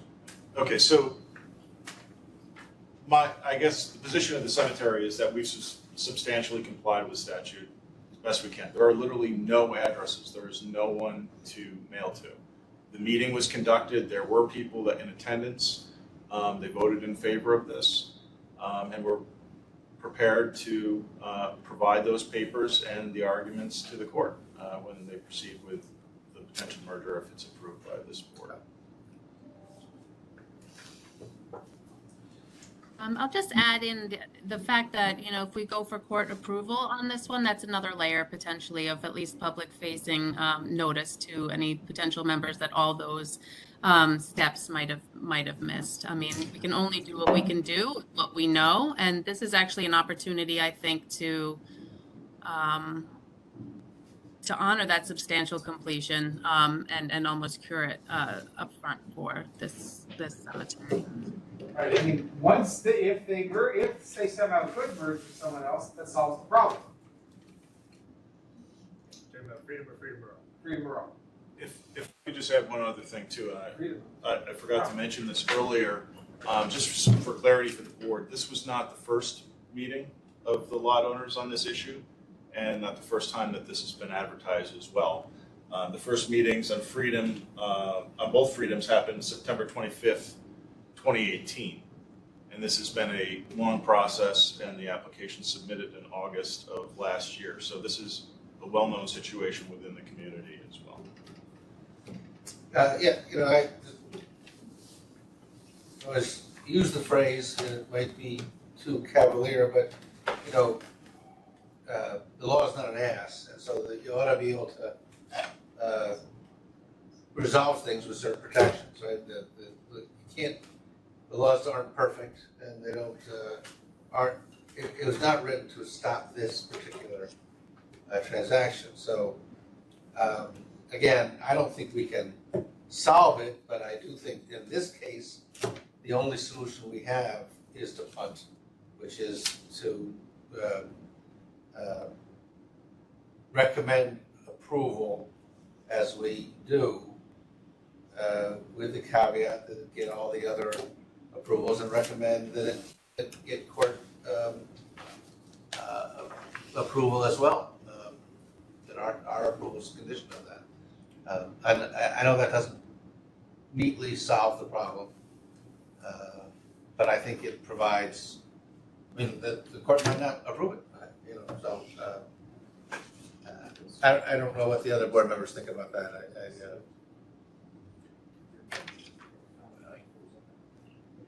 I think that's a good idea. Mark, I'm gonna propose a motion then. Wait, Rob? you go. So I would just, just focusing on freedom. So recall that, 1506-D permits publication only if the cemetery has demonstrated undue hardship. And so we don't have the 605 issue with freedom, but I do think that it would be important for the board to hear from the cemetery, if we haven't already, and deliberate upon whether or not the cemetery has demonstrated undue hardship such that publication is sufficient notice in addition to the other notice that they provided and required by the statute on this. I mean, summarizing what they've told us. Does someone here that can do that? I could do it. I've got information. They've told us they only have address information for 29 of their lot owners, and for the ones they have address information for, they mailed it. I'd say it's undue hardship, not in the sense of it being too expensive, but undue hardship in the sense of what else are you supposed to do if you don't have contact. I guess it is also an expense, because you'd have to go and do genealogical research to try to find people for the ones you don't have address for. That's not always cheap. And that is to the board. That question is being posed by council and answered by division to the board. So I guess we should say, for the record, whether or not that is sufficient evidence of hardship. And to be clear, I'm not suggesting that any time they just have a set of addresses, that's automatically going to constitute hardship. No, I think that, but what you described to me does sufficiently demonstrate a hardship, meaning there's no other pathway that would do any better. You know, it's so that the way to deal with not having addresses and having very few addresses is publication, and you know, because there's no other solution. So I think they've demonstrated hardship. I think that's good for the record, Rob. Thank you for that. Yeah. I think that's also important because that would be something that would be important for the court to consider as well. So I think us memorializing that, I think that is important for us to provide that if the court is going to be considering this as well. So should we do a motion on freedom? Can I just add that from a financial perspective for freedom? Over the last 5 years, they've averaged 10,000 in revenue, 10,000 in expenses, break even. So they don't really have any surplus from a financial perspective, additional money to incur for any other services. Bolsters hardship. Yeah. Right. We're looking for a motion from freedom, so I'll make a motion to, where's the language here? Do these together or something? No, one, recommend the merger for freedom and approve the form of the accompanying certificate of merger, and that these recommendations are conditioned on subsequent receipt of other required regulatory approvals, Attorney General and or Supreme Court. In this case, I'm saying court, and it's not Erie County Legislature, so it's there's no other legislative rules, right? Correct. So I'll make that motion. You have a second? I'll second. Any other discussion? No. Okay. Oh, Mark, I just wanted to, on freedom, I'm sorry. Because we got the corrected certificate very late in the day, because I just emailed it to you 20 minutes ago, I'm gonna ask that the board not approve the form of the certificate of merger at this meeting. That should not hold up then going to the AG. The next time you meet, I will recommend its approval. There is nothing wrong with it. I'll It's amend fine.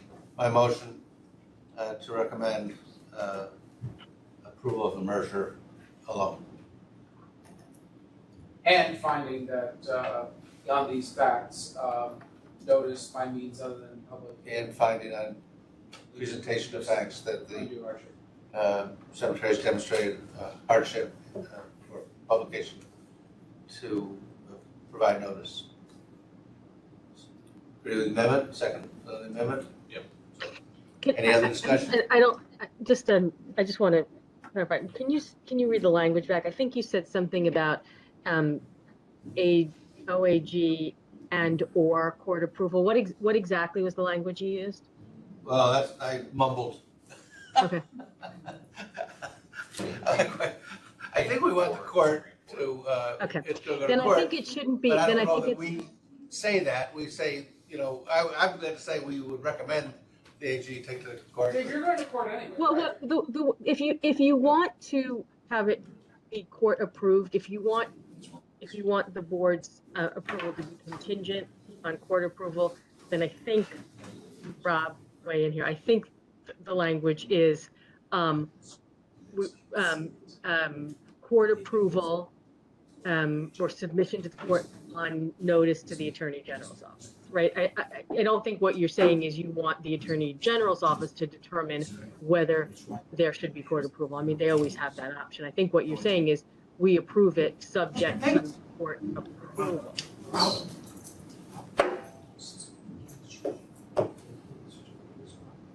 If they see that. You know what? Yeah, sorry, you were gonna talk about something else first, and we'll raise this, sorry.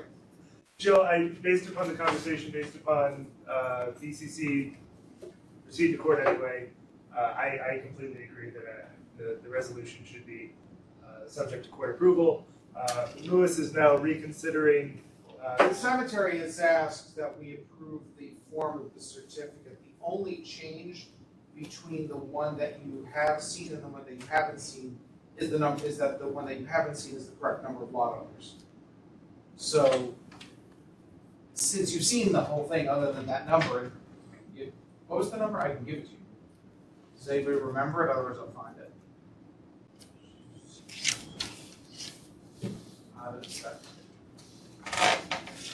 Tom's got my back here. 663. Yes. So with that, I think you could actually approve the certificate of merger with the understanding that with the correction to 663 lot owners for Freedom Cemetery Society, not 29. Right. You're only approving the form, it's not signed anyway yet. Yeah. So I'm still making the motion to recommend approval of the merger and the just filed certificate of merger, which documents over 500 lot owners and with the recognition that they've provided sufficient justification for hardship to use publication as the means of notice, and conditioned on subsequent receipt of other required regular approvals, meaning Supreme Court, the Supreme Courts.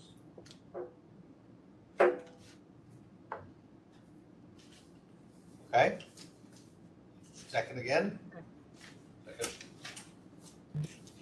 Any other discussion? Let's get out of the swamp here. All in favor? Aye. Aye. It still leaves us with one other. We still have to do Freedom Rural. Huh? We still have to do Freedom Rural. Say it again. We still have to do Freedom Yeah, Rural. so, And then there's two things after that. so we're cooking with gas, and the WebEx will expire by midnight, so get going. Freedom Rural, what are you putting, what's the conversation? Recommending, But wasn't there any wrinkles that we could? there was a wrinkle and we can't solve it, so Okay. the So that's- recommendation of approval, I think all you're saying right now is a recommendation of approval subject to Supreme Court approval and approval of form of certificate of merger. I don't think, Rob, correct me if I'm wrong, I think the motion looks exactly the same. The problem is one that will have to be solved elsewhere. Does the motion have to reflect the problem? Not The minutes will. Yes, the minutes will. I think you're absolutely I'll right. make a motion. And on this issue, I will spell this out in the minutes as opposed to referring just to the recording. I'll make a motion to approve the Forest Lawn Cemetery merger with Freedom Rural Cemetery and approve the form, accompanying form of certificate of merger. The recommendations are conditioned on the subsequent receipt of other required regular approvals, meaning approval by the Supreme Court.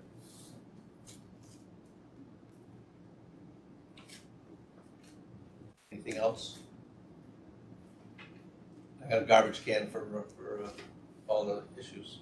Do I have a second? Second. All right, any other discussion? All in favor? Aye? Aye. Motion carries. Okay, now, Now our public hearing. to the fun stuff, the exciting opportunity provided to us to provide rules. Let me read, I'm going to read an opening statement which includes opening the public hearing on the matter of receiving public comment on our operating procedures for remote meetings, right?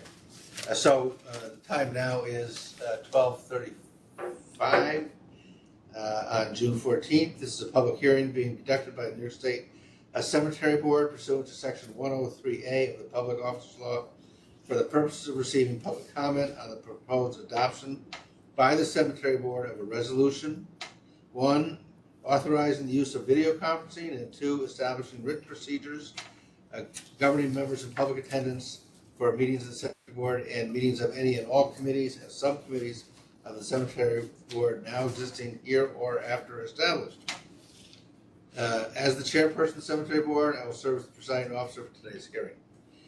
Section 103A of the Public Officers Law authorizes the public body to allow its members to participate in meetings remotely under extraordinary circumstances at locations that do not allow for in-person physical attendance by the public, provided that such body adopts a resolution authorizing such remote attendance and establishes written procedures governing member and public attendance consistent with Section 103A of the Public Officers Law.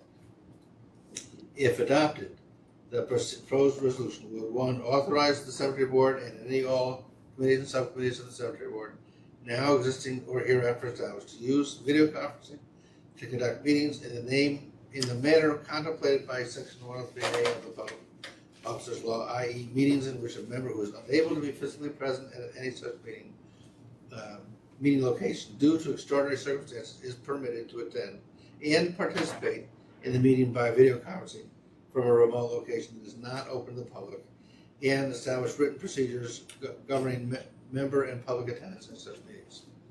The proposed resolution would also confirm the Cemetery Board continues to authorize the Cemetery Board and any and all committees and subcommittees of the board, now and existing or hereafter, to use video conference to conduct meetings where each member wishing to attend and participate in such meetings is physically present at such meetings at a location where the public can attend. Notice of the public hearing for this proposed resolution and written procedures was posted on the department website on June 8th. I think that's right. Rob said that's when he sent the. Yeah, I think that's right. Okay. On June 8th, 2022.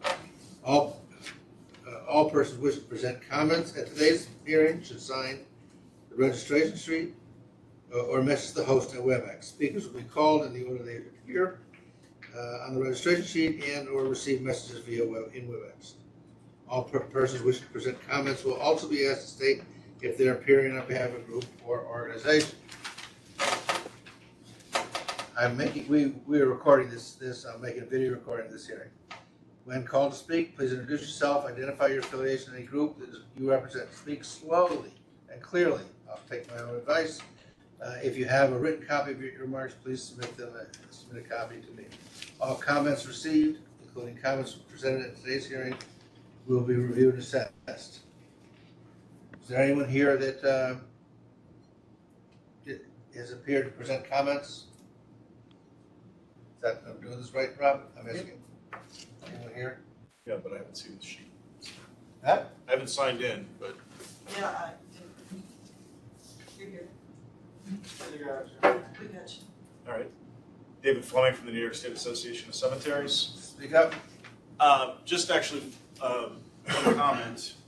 The proposal, I assume, contemplates additional activities subcommittees of the board at some date and is addressed or is developed in such a way as to address any issues that come before the board later on where committees are created. I've heard from a number of members who wanting to know if there are in fact any existing subcommittees or subgroups of the state cemetery board because None of them meet the public officers law. what's that? None of them meet the public officers law. It said any two members constitute a board meeting, so. Right. Just one, for There are no clarity, other- I wanted to make that comment. I have heard from a couple members, that was their only comment. Would there they are no understood prospectively that there may be subcommittees, but they were just curious if there was any. I think that's boilerplate, right? That's really, that's boilerplate. So Thank you, answer your Mr. question. Chairman. Thank you for Appreciate your it. comment, question. There are no existing, just to say, subcommittees or other committees had none contemplated. Primarily because to a three-person board, any two people constitute a quorum, so they're all board meetings. They would all, so, but no other subcommittees are contemplated.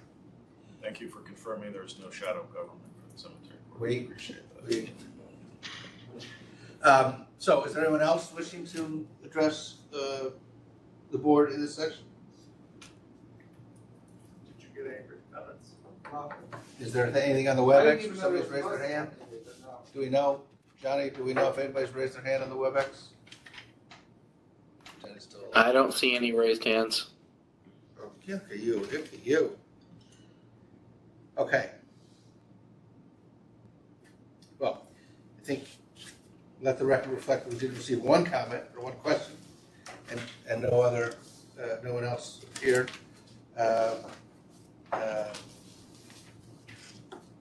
So it's now 12:40 p.m. on 6/14/2022. And I'll declare this public hearing to be closed unless council tells me I got something else. You did a great job, Mark. Thank you very much. Great, I'm easily bolstered by praise. I think we have another, well, Well, We have to vote to adopt. yeah. So now the cemetery board should deliberate and, if it so chooses, vote to adopt the resolution and associated procedures. And if the board has any questions, I'm happy to try to help. I think that this is a benefit to the board and to the public. It's a limited opportunity. We have posted procedures on our website that outline what those procedures will be. And do I read the resolution? Is that okay? I don't think you have to read it. Okay. So we have a resolution which I can enter into the record, but suffice it to say that I think this is a useful opportunity for the board and for the public to continue to so we can operate efficiently. I don't know if any other board members have any comments about this. No, I think it's a great idea. And offer a motion to adopt a resolution that permits the board, subsequent to our operating procedures and the public officers law of 103A, to operate remotely under the circumstances described. Yeah, good enough. Do you have a second? A second. Any other discussion? All in favor? Aye. Aye. Hopefully, we have met the test. We, on the board agenda, have our regular opportunity for public comment. After that, we will go to a non-public session briefly. Jill, you'll have to join us via the separate thing I sent, assuming it's still good. Okay. But let me first say, well, is there anyone here that wishes to address the board on matters before the board or other matters that are of interest? Dave, let me down. All right, it doesn't appear as anybody is wishing to speak to the board. So I will, what's the word? Board moves into, Make a motion to move into a non-public session. move into executive session pursuant to Public Officers Law 105(1)D to discuss current litigation. Like you said, do you have a second? All in favor? We will be back. We will come out of that meeting. We will not adjourn this meeting until we come back out. We will report on any actions taken in executive session, and then we will adjourn the meeting. Do you guys want to just step next door so we can just leave this thing open? Yeah. We can. So Jill, I'm just gonna call you from the office, forget the link. Okay. Call you on your cell or on your office line? Sal is good. Okay, But before we do that, I'm just going to say that the next board meeting July 12th. is July 12th. 12th. Yep. It's at the bottom. Okay. I don't think there's anything else. We will be back in a minute. We should be back in about 2 minutes. 2 minutes. Maybe 5. That's a dirty line. Let's make it 5. Because I'm going to actually Yeah, let's swing take over to 2 the minutes. bathroom. But thank you all for your patience today. And again, if you want to hang around, feel free. In person? In person. Yeah, we'll come back in person. Church Street. All right, we're back. So, Mark, let me just give just 2 sentences of background on what's about that you can explain what you've already moved to do. Yes.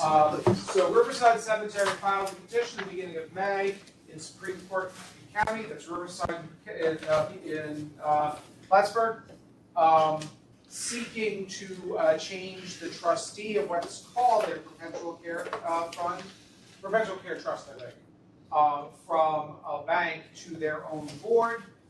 They also sought a court order allowing them to take $50,000 out of that fund. After we reviewed that, the motion will speak for itself on the first piece of it.